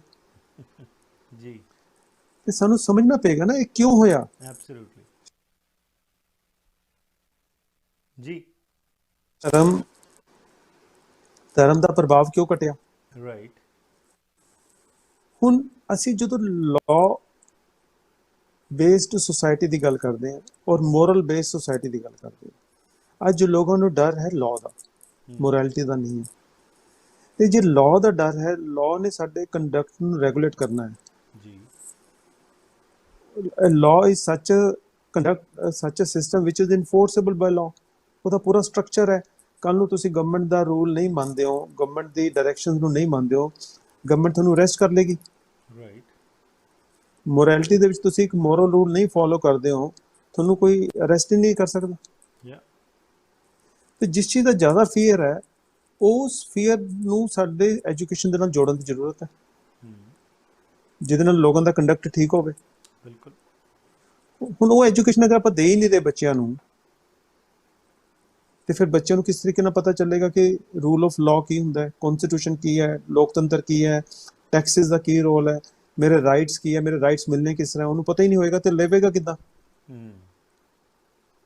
ਫਿਰ ਕੱਲੀ ਰਾਈਟਸ ਨੂੰ ਜਾਣਨਾ ਕਾਫੀ ਨਹੀਂ ਹੈ, ਇਹ ਵੀ ਜਾਣਨਾ ਬਹੁਤ ਜ਼ਰੂਰੀ ਹੈ ਕਿ ਸਾਡੇ ਦੇਸ਼ ਦੇ ਸੰਸਾਧਨ ਕਿੰਨੇ ਹੈ ਜਿਹੜੇ ਸਾਡੇ ਰਾਈਟਸ ਨੂੰ ਦਿਲਵਾ ਸਕਦੇ ਨੇ, ਜੀ ਉਹਦੀ ਵੀ ਐਜੂਕੇਸ਼ਨ ਹੋਣੀ ਜ਼ਰੂਰੀ ਹੈ। ਹੁਣ ਅਸੀਂ ਨਿਗਾਹ ਮਾਰਦੇ ਹਾਂ ਤਾਂ ਕੁਝ ਸਟੈਟਿਸਟਿਕਸ ਦੇ ਉੱਪਰ। ਮੈਂ 2015-16 ਦੇ ਗਵਰਨਮੈਂਟ ਆਫ ਇੰਡੀਆ ਦੇ ਸਟੈਟਿਸਟਿਕਸ ਨੂੰ ਰੈਫਰ ਕਰ ਰਿਹਾ ਜੀ ਉਹਦੇ ਹਿਸਾਬ ਨਾਲ ਜਿਹੜੀ ਪ੍ਰਾਇਮਰੀ ਕਲਾਸਿਸ ਹੈ ਜਿਹੜੀਆਂ 1st ਤੋਂ ਲੈ ਕੇ 5th ਤੱਕ ਹੁੰਦੀਆਂ, ਉਹਦੇ ਵਿੱਚ ਬੱਚਿਆਂ ਦੀ ਇਨਰੋਲਮੈਂਟ ਜਿਹੜੀ ਹੈ ਉਹ 12 ਕਰੋੜ 91 ਲੱਖ ਬੱਚੇ ਨੇ ਜੀ, ਐਜ਼ ਪਰ 2015 ਐਂਡ 16। ਓਕੇ, ਹੁਣ ਅਸੀਂ ਪ੍ਰਾਇਮਰੀ ਤੋਂ ਜਦੋਂ ਅਪਰ ਪ੍ਰਾਇਮਰੀ ਚ ਜਾਂਦੇ ਹਾਂ, ਅਪਰ ਪ੍ਰਾਇਮਰੀ ਹੈ 5th ਤੋਂ ਲੈ ਕੇ 8th, ਬੱਚਿਆਂ ਦੀ ਇਨਰੋਲਮੈਂਟ ਹੈ 6 ਕਰੋੜ 75 ਲੱਖ 94,000, ਜੀ which is 52% of the primary enrollment. Right, That is 48% ਬੱਚੇ ਪ੍ਰਾਇਮਰੀ ਤੋਂ ਜਾਂਦੇ ਹੀ ਨਹੀਂ ਸੈਕੰਡਰੀ। ਅਪਰ ਪ੍ਰਾਇਮਰੀ ਚ ਗਏ ਨਹੀਂ, ਠੀਕ ਹੈ ਜੀ। ਉਸ ਤੋਂ ਬਾਅਦ ਆ ਜਾਂਦੀ ਸੈਕੰਡਰੀ ਕਲਾਸ। ਸੈਕੰਡਰੀ ਕਲਾਸ ਹੈ 9th to 10th, ਉਹਦੇ ਵਿੱਚ ਇਨਰੋਲਮੈਂਟ ਹੈ 3 crore 91 lakh, which is 30% of the primary। ਇਹਦਾ ਮਤਲਬ 9th ਔਰ 10th ਤੱਕ ਜਾਂਦੇ ਜਾਂਦੇ ਸਾਡੇ ਬੱਚਿਆਂ ਦੀ ਗਿਣਤੀ ਜਿਹੜੀ ਹੈ ਉਹ 30% ਰਹਿ ਗਈ। ਉਹ ਫਿਰ ਅਸੀਂ ਜਦੋਂ ਸੈਕੰਡਰੀ ਕਲਾਸ ਦੀ ਗੱਲ ਕਰਦੇ ਹਾਂ which is +1 +2, ਉੱਥੇ ਇਹ ਗਿਣਤੀ ਜਿਹੜੀ ਹੈ 2 ਕਰੋੜ 47 ਲੱਖ ਰਹਿ ਗਈ, which is 90% of primary। ਇਹਦਾ ਮਤਲਬ ਸਾਡਾ 1/5 ਬੱਚਾ ਜਿਹੜਾ ਹੈਗਾ ਉਹ +1 +2 ਚ ਪਹੁੰਚਦਾ ਹੈ। ਹੁਣ ਜਿਹੜੀ ਡੈਮੋਕ੍ਰੇਸੀ, ਕਨਸਟੀਟਿਊਸ਼ਨ, ਦੇਸ਼ ਕਿੱਦਾਂ ਚੱਲਦਾ ਹੈ, sociology, economics, political science, law, public administration, ਇਹ ਜਿਹੜੇ ਸਾਰੇ ਸਬਜੈਕਟਸ ਦੀ ਐਜੂਕੇਸ਼ਨ ਹੈ, ਜਿਹੜੇ ਬੱਚੇ ਸਕੂਲਾਂ ਤੋਂ ਬਾਅਦ ਕਾਲਜ ਵਿੱਚ ਨਹੀਂ ਜਾ ਰਹੇ ਜਾਂ ਹਾਇਰ ਐਜੂਕੇਸ਼ਨ ਚ ਨਹੀਂ ਜਾ ਰਹੇ, ਉਹਨਾਂ ਨੂੰ ਤਾਂ ਮਿਲ ਹੀ ਨਹੀਂ ਰਹੀ। ਫਿਰ ਅਸੀਂ ਸੋਚਿਆ ਵੀ ਫਿਰ ਇੱਕ ਬਹੁਤ ਵੱਡਾ ਐਸਟੀਮੇਟ ਹੈ ਕਿ ਬਹੁਤ ਵੱਡੀ ਜਨਸੰਖਿਆ ਜਿਹੜੀ ਹੈ 5ਵੀਂ ਕਲਾਸ ਤੋਂ ਕ੍ਰੋਸ ਨਹੀਂ ਕਰਦੀ, ਜਿਵੇਂ ਅਸੀਂ ਸਟੈਟਿਸਟਿਕਸ ਦੇਖ ਰਹੇ ਹਾਂ ਕਿ 50% ਬੱਚੇ 5ਵੀਂ ਤੋਂ ਕ੍ਰੋਸ ਨਹੀਂ ਕਰਦੇ। ਫਿਰ ਸਾਨੂੰ ਲੱਗਿਆ ਵੀ ਜਿਹੜੀ ਇਹ ਬੱਚੇ ਨੇ 18 ਸਾਲ ਬਾਅਦ ਇਹਨਾਂ ਨੇ ਵੋਟਰ ਬਣ ਜਾਣਾ, ਇਹਨਾਂ ਨੂੰ ਇੱਕ ਡਿਗਰੀ ਮਿਲ ਜਾਣੀ ਵੀ ਤੁਸੀਂ ਵੋਟਰ ਬਣ ਗਏ।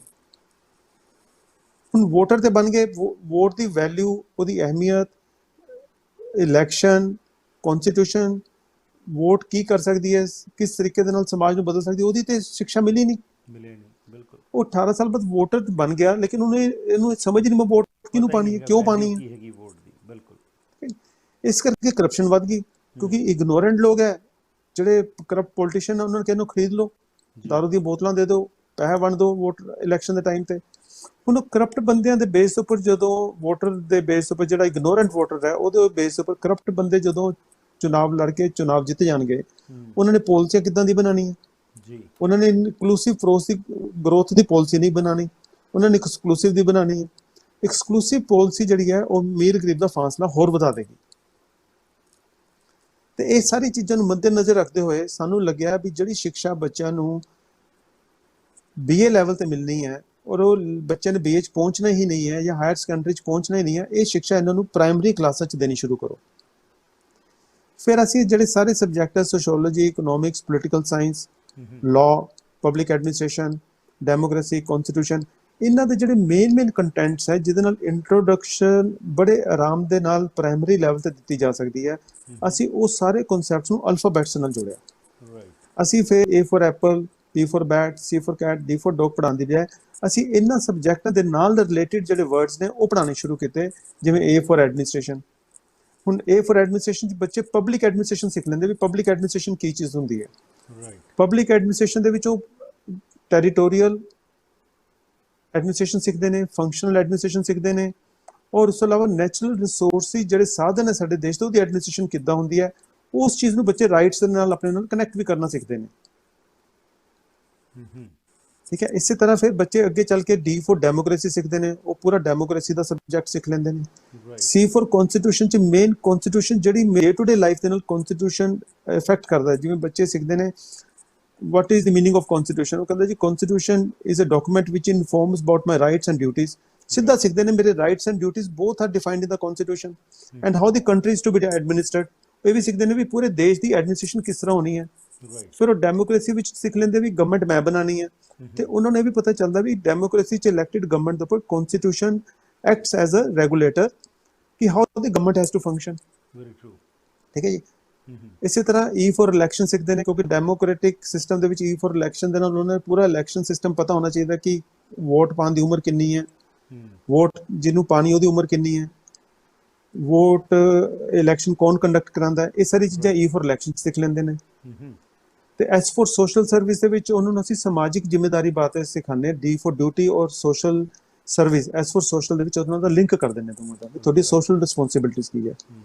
ਉਹਦੇ ਨਾਲ ਬੱਚਿਆਂ ਨੂੰ ਅਸੀਂ ਸ਼ੁਰੂ ਤੋਂ ਹੀ ਜਾਗਰੂਕ ਕਰ ਰਹੇ ਬੇਟਾ ਕਿ ਜਿਹੜੀ ਤੁਹਾਨੂੰ ਇੱਕ ਐਜੂਕੇਸ਼ਨ ਮਿਲ ਰਹੀ ਹੈ ਇਹ ਬਹੁਤ ਘੱਟ ਬੱਚੇ ਹਿੰਦੁਸਤਾਨ 'ਚ ਮਿਲ ਰਹੀ ਹੈ। Very true. ਤੁਹਾਡੀ ਸੋਸ਼ਲ ਜਿਹੜੀ ਤੁਸੀਂ ਹਰੀਓਮ ਜੀ ਕਹਿ ਰਹੇ ਹੋ, ਮੈਂ ਚਾਹਾਂਗਾ ਸਾਡੇ ਕੋਲ ਇੱਕ ਕਲਿੱਪ ਹੈਗਾ ਜਿਹੜਾ ਅਸੀਂ ਆਪਣੇ ਦਰਸ਼ਕਾਂ ਨੂੰ ਦਿਖਾਉਣਾ ਚਾਹਾਂਗੇ ਕਿ ਕਿਸ ਤਰ੍ਹਾਂ ਤੁਸੀਂ ਸਟਰੀਟ ਲੈਵਲ ਤੇ ਜਾ ਕੇ ਬੱਚਿਆਂ ਨੂੰ ਇਹੀ ਕਨਸੈਪਟ ਨਾਲ ਜੋੜਿਓ ਕਿ ਟ੍ਰੈਡੀਸ਼ਨਲ ABC ਨਹੀਂ ਸਿਖਾ ਰਹੇ ਬਲਕਿ A for administration, B C D ਜੋ ਵੀ ਐਲਫਾਬੈਟਸ ਹੈਗੇ ਨੇ ਉਹਨਾਂ ਕਿਵੇਂ ਰੋਜ਼ਮਰਾ ਜ਼ਿੰਦਗੀ ਨਾਲ ਜਿਹੜਾ ਸਾਡੇ ਆਸ-ਪਾਸ ਜੋ ਕੁਝ ਹੁੰਦਾ ਹੈ ਉਸ ਨਾਲ ਜੋੜ ਕੇ ਤੁਸੀਂ ਕਰਦੇ ਹੋ। ਸੋ ਦੇਖਦੇ ਇੱਕ ਛੋਟੀ ਜਿਹੀ ਵੀਡੀਓ ਕਲਿੱਪ, ਉਸ ਤੋਂ ਬਾਅਦ ਫਿਰ ਅਸੀਂ ਬ੍ਰੇਕ ਤੇ ਜਾਵਾਂਗੇ ਤੇ ਬ੍ਰੇਕ ਤੋਂ ਬਾਅਦ ਵਾਪਸ ਆ ਕੇ ਫਿਰ ਅਸੀਂ ਗੱਲਬਾਤ ਦਾ ਸਿਲਸਿਲਾ ਅੱਗੇ ਤੋਰਦੇ ਹਾਂ। So I would just like to show this clip to our viewers so that they have an understanding as to what kind of education is being provided, and this is just not theoretical but in practice how you are bringing the desired change in the lives of hundreds of youngsters. So we'll be shortly back. Let's see this clip first. Vote whosoever gets the maximum vote gets if elected. The one who gets elected makes the for government and gets for tax money for providing our rights. Okay, well, that's wonderful. Okay, Muni, So tell him do what you are want to your bring a rights? change, Right. Muni? Mani, tell him what are your rights. Right to life, right to food, right to education, right to shelter, right to livelihood, right to equality, right to life with human dignity. Who has to provide your rights? Government. If government does not give you right, what will you do? Then we will file a case in the court. Excellent. So Munni is aware of the complete concept. Right. She is aware about her rights. She is aware how the government is formed. She is aware about the importance of vote in a democracy, and she is aware if she does not get her rights, how What she she has is to going do. to fight in the court. Excellent. Yes. That's really commendable, Hari Om ਜੀ, ਜਿਸ ਤਰੀਕੇ ਨਾਲ ਤੁਸੀਂ ਇਹ ਬੱਚਿਆਂ ਦੇ ਵਿੱਚ ਸਿੱਖਿਆ ਦੇ ਰਹੇ ਹੋ ਇਹਨਾਂ ਨੂੰ ਤੇ ਇਹਨਾਂ ਦੇ ਰਾਈਟਸ ਤੋਂ ਜਾਣੂ ਕਰਾ ਰਹੇ ਹੋ, ਇਹ ਵਾਕਈ 'ਚ ਹੀ ਕਾਬਲੇ ਤਾਰੀਫ ਹੈ। ਮੈਂ ਨਹੀਂ ਕਿਤੇ ਹੋਰ ਦੇਖਿਆ ਕਿ ਸ਼ਾਇਦ ਹਿੰਦੁਸਤਾਨ ਵਿੱਚ ਇਹੋ ਜਿਹੀ ਐਜੂਕੇਸ਼ਨ ਜਿਹੜੀ ਹੈ ਕਿਤੇ ਇੰਪਾਰਟ ਕੀਤੀ ਜਾਏ ਜਿਹੜੀ ਕਿ ਪ੍ਰੈਕਟੀਕਲ ਹੈਗੀ ਹੈ ਤੇ ਬੱਚਿਆਂ ਨੂੰ ਇਹਨਾਂ ਦੇ ਜਿਹੜੇ ਅਧਿਕਾਰ ਨੇ ਉਸ ਤੋਂ ਜਾਣੂ ਕਰਾਉਂਦੀ ਹੈ। We would also like some other students also if you can take us to them. Yes. So ਅੱਜ ਅਸੀਂ ਪਹੁੰਚੇ ਹੋਏ ਹਾਂ ਜੀ ਲੁਧਿਆਣੇ ਦੇ ਸਲਮ ਦੇ ਵਿੱਚ, ਜਿੱਥੇ ਕਿ ਇਸ ਲਾਈਵ ਪ੍ਰੋਗਰਾਮ ਦੇ ਵਿੱਚ ਹਰੀਓਮ ਜਿੰਦਲ ਜੀ ਸਾਡੀ ਮੁਲਾਕਾਤ ਕਰਾਉਣ ਨੇ। ਉਹ ਹੋਣਹਾਰ ਬੱਚਿਆਂ ਦੇ ਨਾਲ ਜਿਹੜੇ ਕਿ ਸਲਮਸ ਵਿੱਚ ਰਹਿੰਦੇ ਨੇ ਬਟ ਉਹ ਇੰਗਲਿਸ਼ ਵੀ ਬੋਲ ਸਕਦੇ ਨੇ ਤੇ ਉਹਨਾਂ ਨੂੰ ਪਤਾ ਹੈ ਕਿ ਐਜੂਕੇਸ਼ਨ ਦਾ ਮਤਲਬ ਕੀ ਹੈਗਾ।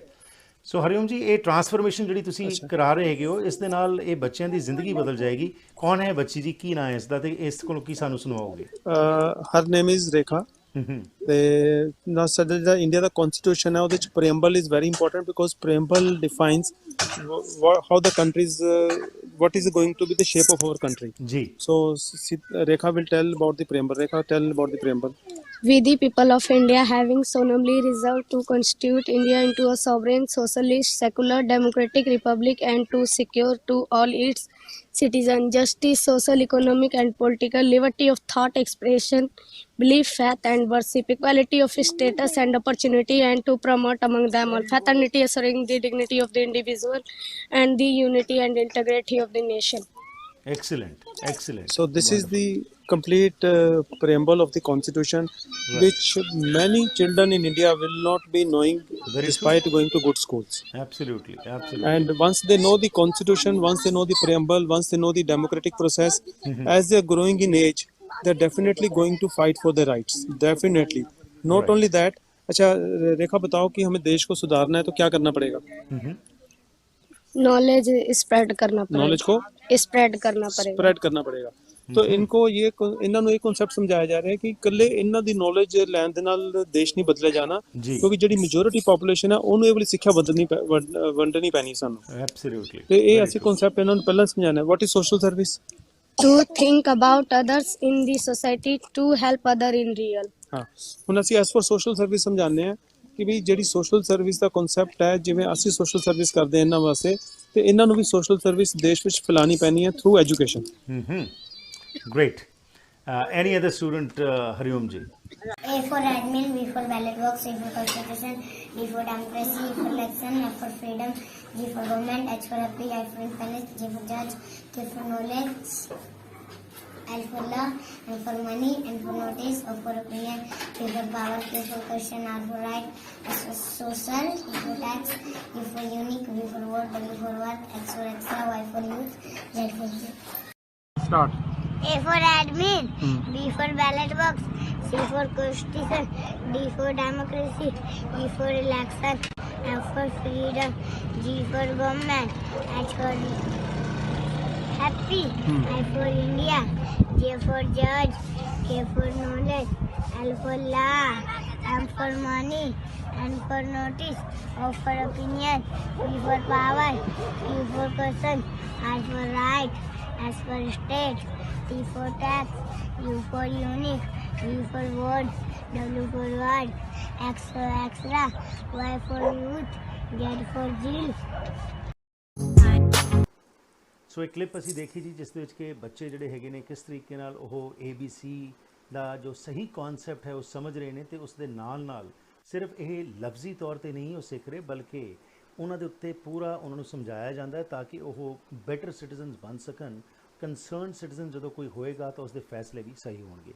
ਸੋ ਇਸੀ ਸੰਬੰਧ ਵਿੱਚ ਅਸੀਂ ਇੱਕ ਛੋਟੀ ਜਿਹੀ ਬ੍ਰੇਕ ਲੈਣੇ ਜੀ। ਬ੍ਰੇਕ ਤੋਂ ਬਾਅਦ ਵਾਪਸ ਆ ਕੇ ਗੱਲਬਾਤ ਨੂੰ ਅੱਗੇ ਤੋਰ ਕੇ ਲਾਸਟ ਸੈਗਮੈਂਟ ਵਿੱਚ ਜਿਹੜੇ ਸੋਲਿਊਸ਼ਨਸ ਦੀ ਅਸੀਂ ਗੱਲ ਕਰ ਰਹੇ ਹਾਂ ਜਿਸ ਦੇ ਵਿੱਚ ਕਿ ਐਗਜ਼ਾਮਪਲ ਦਿੱਤਾ ਹੈ ਹਰੀਓਮ ਜੀ ਨੇ, ਇਸ ਬਾਰੇ ਤੁਹਾਡੇ ਨਾਲ ਹੋਰ ਸਾਂਝ ਪਾਣੀ।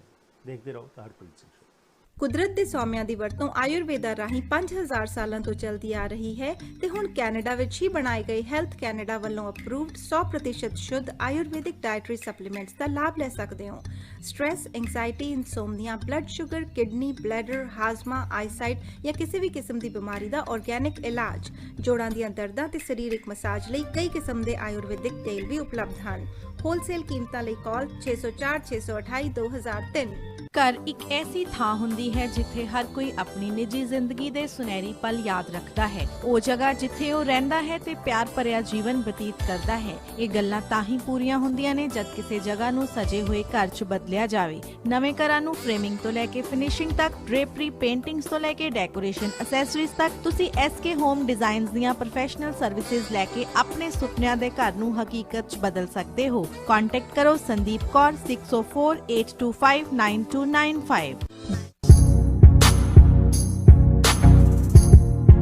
ਸਵਾਗਤ ਹੈ ਜੀ ਇੱਕ ਵਾਰ ਫਿਰ ਆਪ ਸਭ ਦਾ ਅੱਜ ਦੇ ਇਸ ਪ੍ਰੋਗਰਾਮ ਵਿੱਚ। ਇਹ ਪ੍ਰੋਗਰਾਮ ਤੁਹਾਡੇ ਤੱਕ ਪਹੁੰਚਾਇਆ ਜਾ ਰਿਹਾ ਹੈ AMC ਇੰਸ਼ੋਰੈਂਸ ਦੇ ਸਹਿਯੋਗ ਨਾਲ। Home, auto, travel, business, life ਜਾਂ ਰਿਕ੍ਰੀਏਸ਼ਨਲ ਇੰਸ਼ੋਰੈਂਸ ਲੈਣ ਦੀ ਸੋਚ ਰਹੇ ਹੋ ਤੇ ਇਹਨਾਂ ਦੀਆਂ 9 ਬ੍ਰਾਂਚਿਸ ਨੇ ਲੋਅਰ ਮੇਨਲੈਂਡ ਵਿੱਚ ਜੋ ਹਫਤੇ ਦੇ 7 ਦਿਨ ਖੁੱਲੀਆਂ ਰਹਿੰਦੀਆਂ ਨੇ ਤੇ ਤੁਹਾਨੂੰ ਸਰਵ ਕਰਦੀਆਂ ਨੇ। ਸਵੇਰੇ 8:30 ਤੋਂ ਲੈ ਕੇ ਰਾਤ ਦੇ 9 ਵਜੇ ਤੱਕ ਤੁਸੀਂ ਫੋਨ ਕਰ ਸਕਦੇ ਹੋ ਜਾਂ ਫਿਰ ਜਾ ਸਕਦੇ ਹੋ। 6045076666 ਤੇ ਫੋਨ ਕਰਕੇ ਹੋਰ ਜਾਣਕਾਰੀ ਲੈ ਸਕਦੇ ਹੋ। ਉਸ ਦੇ ਨਾਲ ਹੀ ਸਾਡੇ ਅਗਲੇ ਸਹਿਯੋਗੀ ਹਨ Agnihotri immigration consulting. Temporary status PR, ਨਵੇਂ ਹੋ ਕੈਨੇਡਾ ਵਿੱਚ, ਕੈਨੇਡਾ ਆਉਣਾ ਚਾਹੁੰਦੇ ਹੋ, ਇੰਟਰਨੈਸ਼ਨਲ ਸਟੂਡੈਂਟ ਹੋ, ਸਿਟੀਜ਼ਨਸ਼ਿਪ ਬਾਰੇ ਜਾਣਕਾਰੀ ਲੈਣੀ ਹੈ, ਹਾਇਰ ਕਰਨੇ ਫੋਰਨ ਵਰਕਰਸ, ਐਕਸਪ੍ਰੈਸ ਐਂਟਰੀ ਜਾਂ ਫਿਰ ਸਪਾਂਸਰ ਕਰਨੇ ਪੇਰੈਂਟਸ ਜਾਂ ਗ੍ਰੈਂਡ ਪੇਰੈਂਟਸ, ਤਾਂ ਤੁਹਾਡੀ ਮਦਦ ਕਰ ਸਕਦੇ ਨੇ ਨੀਰਾ ਅਗਨੀਹੋਤਰੀ ਜੋ ਕਿ 2006 ਤੋਂ ਸਰਟੀਫਾਈਡ ਇਮੀਗ੍ਰੇਸ਼ਨ ਕੰਸਲਟੈਂਟ ਵਜੋਂ ਕੰਮ ਕਰ ਰਹੇ ਨੇ। For honest and reliable information call 6045972284 604 597 2284। मेरा ਅੱਜ ਮਹਿਮਾਨ ਨੇ ਜੀ ਹਰੀਓਮ ਜਿੰਦਲ ਜੀ ਤੇ ਲੁਧਿਆਣੇ ਤੁਹਾਨੂੰ ਲੈ ਕੇ ਗਏ ਹੋਏ ਆ ਐਜੂਕੇਸ਼ਨ ਸਿਸਟਮ ਦੇ ਵਿੱਚ ਕਿਵੇਂ ਚੇਂਜਸ ਲਿਆਂਦੇ ਜਾਣ। ਜਿਹੜੀ ਪੁਰਾਣੇ ਕਿਸਮ ਦੀ ਐਜੂਕੇਸ਼ਨ ਜੋ ਅੱਜ ਜ਼ਿਆਦਾਤਰ ਪੜ੍ਹਾਈ ਜਾ ਰਹੀ ਉਸ ਦੀ ਕਿੰਨੀ ਕੁ ਰੈਲੇਵੈਂਸ ਹੈਗੀ ਇੱਕ ਆਮ ਬੰਦੇ ਦੇ ਜੀਵਨ ਦੇ ਵਿੱਚ, ਉਸ ਸੰਬੰਧ ਵਿੱਚ ਇੱਕ ਐਕਸਪੈਰੀਮੈਂਟ ਹਰੀਓਮ ਜਿੰਦਲ ਜੀ ਨੇ ਕੀਤਾ। ਤੇ ਬ੍ਰੇਕ ਤੋਂ ਪਹਿਲਾਂ ਵੀ ਅਸੀਂ ਵੀਡੀਓ ਦੇ ਵਿੱਚ ਦੇਖਿਆ ਕਿ ਕਿਸ ਤਰ੍ਹਾਂ ਛੋਟੇ ਬੱਚੇ ਜਿਹੜੇ ਹੈਗੇ ਨੇ ਉਹ ਐਲਫਾਬੈਟਸ ਨੂੰ ਜੋ ਰੋਜ਼ਮਰਾ ਜ਼ਿੰਦਗੀ ਨਾਲ ਚੀਜ਼ਾਂ ਰਿਲੇਟਡ ਨੇ ਉਹਦੇ ਨਾਲ ਜੋੜ ਕੇ ਸਮਝ ਰਹੇ ਨੇ। ਸੋ ਇਹ ਐਕਸਪੈਰੀਮੈਂਟ ਤੁਹਾਡਾ ਜਿਹੜਾ ਹੈ ਜੀ Hariom Jindal ji, again you need to be congratulated for this that you took this initiative and ਇਹ ਚੀਜ਼ਾਂ ਪਰਕੁਲੇਟ ਡਾਊਨ ਕਰ ਰਹੀਆਂ ਨੇ, ਲੇਕਿਨ ਜਿਸ ਪੱਧਰ ਦੇ ਉੱਤੇ ਆਉਣੀਆਂ ਚਾਹੀਦੀਆਂ ਨੇ ਕੀ ਇਹ ਤੁਹਾਡੇ ਤੱਕ ਹੀ ਸੀਮਿਤ ਨੇ ਜਾਂ ਹੁਣ ਫਰਦਰ ਵੀ ਫੈਲ ਰਹੀਆਂ ਨੇ ਜਿਹਦੇ ਨਾਲ ਕਿ ਬੱਚਿਆਂ ਦੇ ਵਿੱਚ ਜਦੋਂ ਚੇਂਜਸ ਆਉਣਗੇ ਤਾਂ ਆਫਕੋਰਸ ਘਰਾਂ ਵਿੱਚ ਚੇਂਜ ਦੇਖਣ ਨੂੰ ਮਿਲਣਗੇ ਜੀ। ਹਰਪ੍ਰੀਤ ਜੀ, ਜਿਵੇਂ ਮੈਂ ਹੁਣ ਗੱਲ ਕੀਤੀ ਸੀ ਸਟੈਟਿਸਟਿਕਸ ਦੀ, ਹੈ ਨਾ ਜੀ, ਬੱਚਿਆਂ ਦੀ ਵੀ ਇਨਰੋਲਮੈਂਟ ਜਿਹੜੀ ਹੈ ਪ੍ਰਾਇਮਰੀ ਤੋਂ ਕਿਸ ਤਰੀਕੇ ਨਾਲ ਗਿਰ ਜਾਂਦੀ ਹੈ ਜਿਵੇਂ ਹਾਇਰ ਕਲਾਸਿਸ 'ਚ ਜਾਂਦੇ ਨੇ। ਅਸੀਂ ਅਗਰ ਇੱਕ ਹੋਰ ਨਿਗਾਹ ਮਾਰਦੇ ਹਾਂ ਨੰਬਰ ਆਫ ਸਕੂਲਸ ਦੇ ਉੱਪਰ, ਜਿਹੜੇ ਨੰਬਰ ਆਫ ਸਕੂਲਸ ਨੇ ਇੰਡੀਆ ਦੇ ਵਿੱਚ, ਉਹਦਾ ਜਿਹੜਾ ਡੇਟਾ ਅਵੇਲੇਬਲ ਹੈ that is about 14,94,000 schools in India which provides education from primary to secondary level। ਉਸੇ ਤਰ੍ਹਾਂ ਜਿਵੇਂ ਹੀ ਆਪਾਂ ਕਾਲਜਿਸ ਦੇ ਵਿੱਚ ਜਾਂਦੇ ਹਾਂ ਤੇ ਟੋਟਲ ਕਾਲਜਿਸ ਦੇ ਵਿੱਚ ਇੰਡੀਆ ਜਿੱਥੇ 14,94,000 ਸਕੂਲਸ ਨੇ, ਕਾਲਜਿਸ ਦੀ ਗਿਣਤੀ ਸਿਰਫ 42,338 ਹੈ। ਉੱਥੋਂ ਆਪਾਂ ਨੂੰ ਪਤਾ ਚੱਲਦਾ ਵੀ ਕਿੰਨੇ ਘੱਟ ਬੱਚੇ ਜਿਹੜੇ ਸਕੂਲ ਤੋਂ ਕਾਲਜ ਵਾਲੇ ਪਾਸੇ ਜਾ ਰਹੇ ਨੇ, ਰਾਈਟ, ਔਰ ਨੰਬਰ ਆਫ ਯੂਨੀਵਰਸਿਟੀ ਸਿਰਫ 895 ਨੇ। ਤੇ ਜਿਹੜੀ ਹਾਇਰ ਐਜੂਕੇਸ਼ਨ ਦੀ ਸਟੂਡੈਂਟਸ ਇਨਰੋਲਮੈਂਟ ਹੈ, that is not even 2 to 3% of the total students enrolled at the lower classes. Right, So therefore it becomes even more important ਕਿ ਅਸੀਂ ਜਿਹੜੀ relevant education ਹੈ, meaningful education ਹੈ, which directly develops capacities in citizens through their childhood, right, that they understand the governing system of our country, right, ਉਹ primary level ਤੇ ਹੀ ਦਿੱਤੀਆਂ ਜਾਣ। Absolutely. Hariom ji, if I'm not wrong, if you can let me know little bit about this. ਜਦੋਂ ਅਸੀਂ ਛੋਟੇ ਸੀ ਤੇ moral studies ਦਾ ਇੱਕ ਪੀਰੀਅਡ ਹੋਇਆ ਕਰਦਾ ਸੀ, ਤੇ ਉਹਦੇ ਵਿੱਚ ਮੋਰੈਲਿਟੀ ਦੀਆਂ ਗੱਲਾਂ ਜਾਂ ਹੋਰ ਜਿਹੜੇ ਸੰਸਕਾਰ ਨੇ ਉਹਨਾਂ ਬਾਰੇ ਗੱਲਾਂ ਹੁੰਦੀਆਂ ਸੀ। ਸੋ ਤੁਸੀਂ ਸਮਝਦੇ ਹੋ ਕਿ ਇਹੋ ਜਿਹੇ, ਜਿਸ ਤਰ੍ਹਾਂ ਤੁਸੀਂ ਜਿਸ ਤਰੀਕੇ ਨਾਲ ਐਜੂਕੇਸ਼ਨ ਜੋ ਪ੍ਰੋਵਾਈਡ ਕਰਨ ਦੀ ਕੋਸ਼ਿਸ਼ ਕਰ ਰਹੇ ਹੋ, ਇਹੋ ਜਿਹੀਆਂ ਕਲਾਸਿਸ ਲੋਅਰ ਲੈਵਲ 'ਤੇ ਸ਼ੁਰੂ ਹੋਣ ਜਿਹਦੇ ਨਾਲ ਕਿ ਬੱਚਿਆਂ ਨੂੰ ਉਹਨਾਂ ਦੇ ਰਾਈਟਸ, ਰਿਸਪੌਂਸਿਬਿਲਿਟੀਜ਼ ਜਿਹੜੀਆਂ ਹੈਗੀਆਂ ਨੇ ਉਹਦੇ ਬਾਰੇ ਪਤਾ ਚੱਲੇ? ਹਰਪ੍ਰੀਤ ਜੀ, ਮੈਂ ਤੁਹਾਨੂੰ ਇੱਕ ਸਵਾਲ ਕਰਾਂਗਾ ਕਿ ਇੱਕ ਬੱਚਾ ਭੁੱਖਾ ਹੈ, ਮਾਂ-ਬਾਪ ਗਰੀਬ ਹੈ, ਅਪਾਹਿਜ ਹੈ, ਹੈਲਪਲੈਸ ਹੈ। ਹੁਣ ਬੱਚਾ ਭੁੱਖਾ ਮਰੇ ਜਾਂ ਚੋਰੀ ਕਰੇ, ਜੀ ਕੀ ਕਰੇਗਾ? ਬਿਲਕੁਲ ਚੋਰੀ ਕਰੇਗਾ ਜੀ, ਚੋਰੀ ਕਰੇਗਾ। ਕੀ ਇਹ ਮੋਰਲੀ ਤੇ ਰੋਂਗ ਕਹੋਗੇ ਇਹਨੂੰ ਤੁਸੀਂ? ਨੋ, ਪ੍ਰੈਕਟੀਕਲੀ ਇਹਨੂੰ ਕੀ ਕਹੋਗੇ? ਰਾਈਟ, ਠੀਕ ਹੈ ਨਾ। ਜਿਸ ਟਾਈਮ ਅਸੀਂ ਇਕਨੋਮਿਕ ਸਿਸਟਮ ਨੂੰ ਇਸ ਤਰੀਕੇ ਦਾ ਬਣਾਤਾ, ਲੋਕਾਂ ਨੂੰ ਹੈਲਪਲੈਸ ਕਰਤਾ, ਡਿਪੈਂਡੈਂਟ ਬਣਾਤਾ, ਇੱਕ ਬੰਦੇ ਨੂੰ ਅਸੀਂ ਅਰਬਾਪਤੀ ਬਣਾਤਾ, ਇੱਕ ਬੰਦੇ ਨੂੰ ਅਸੀਂ ਇਸ ਹਾਲਾਤਾਂ 'ਚ ਬਣਾਤਾ ਕਿ ਉਹਦੇ ਕੋਲ 2 ਟਾਈਮ ਦੀ ਰੋਟੀ ਵੀ ਹੈ ਨਹੀਂ, ਉਹਨੂੰ ਤੁਸੀਂ ਮੋਰੈਲਿਟੀ ਦਾ ਲੈਕਚਰ ਕਿੱਦਾਂ ਦੇ ਦੋਗੇ? ਬਿਲਕੁਲ, ਐਬਸੋਲੂਟਲੀ, ਠੀਕ ਹੈ ਨਾ। We have to be come practical. ਸਾਨੂੰ ਸੋਸ਼ਲ ਇਕਨੋਮਿਕ ਨੀਡਸ ਜਿਹੜੀਆਂ ਹੈਗੀਆਂ ਉਹ ਪੂਰੀਆਂ ਕਰਨੀਆਂ ਪੈਣਗੀਆਂ ਲੋਕਾਂ ਦੀਆਂ, ਅਸੀਂ ਉਹ ਤੇ ਕਰ ਨਹੀਂ ਰਹੇ। ਇਸ ਕਰਕੇ ਜਿਹੜਾ ਸਿਸਟਮ ਜਿਹਨੇ ਤੁਹਾਡੀਆਂ ਇਕਨੋਮਿਕ ਨੀਡਸ ਨੂੰ ਪੂਰੀਆਂ ਕਰਨੀਆਂ, ਤੁਹਾਡੇ ਰਾਈਟਸ ਦੇਣੇ, ਉਹਦੀ ਨੌਲੇਜ ਹੋਏਗੀ। ਤੇ ਜੇ ਤੁਹਾਨੂੰ ਹੁਣ ਦੇਖੋ ਨਾ, ਆਪਾਂ ਮੋਰਲ ਕਰੈਕਟਰ ਦੀ ਗੱਲ ਕਰੀਏ, ਜਿਹੜੇ ਅਮੀਰ ਲੋਕ ਹੈ ਉਹਨਾਂ ਦਾ ਮੋਰਲ ਕਰੈਕਟਰ ਬਹੁਤ ਹਾਈ ਹੁੰਦਾ ਤੇ ਉਹ ਗਰੀਬਾਂ ਦੇ ਨਾਲ ਆਪਣੇ ਸਾਧਨ ਸ਼ੇਅਰ ਕਰਦੇ। ਬਿਲਕੁਲ ਰਾਈਟ।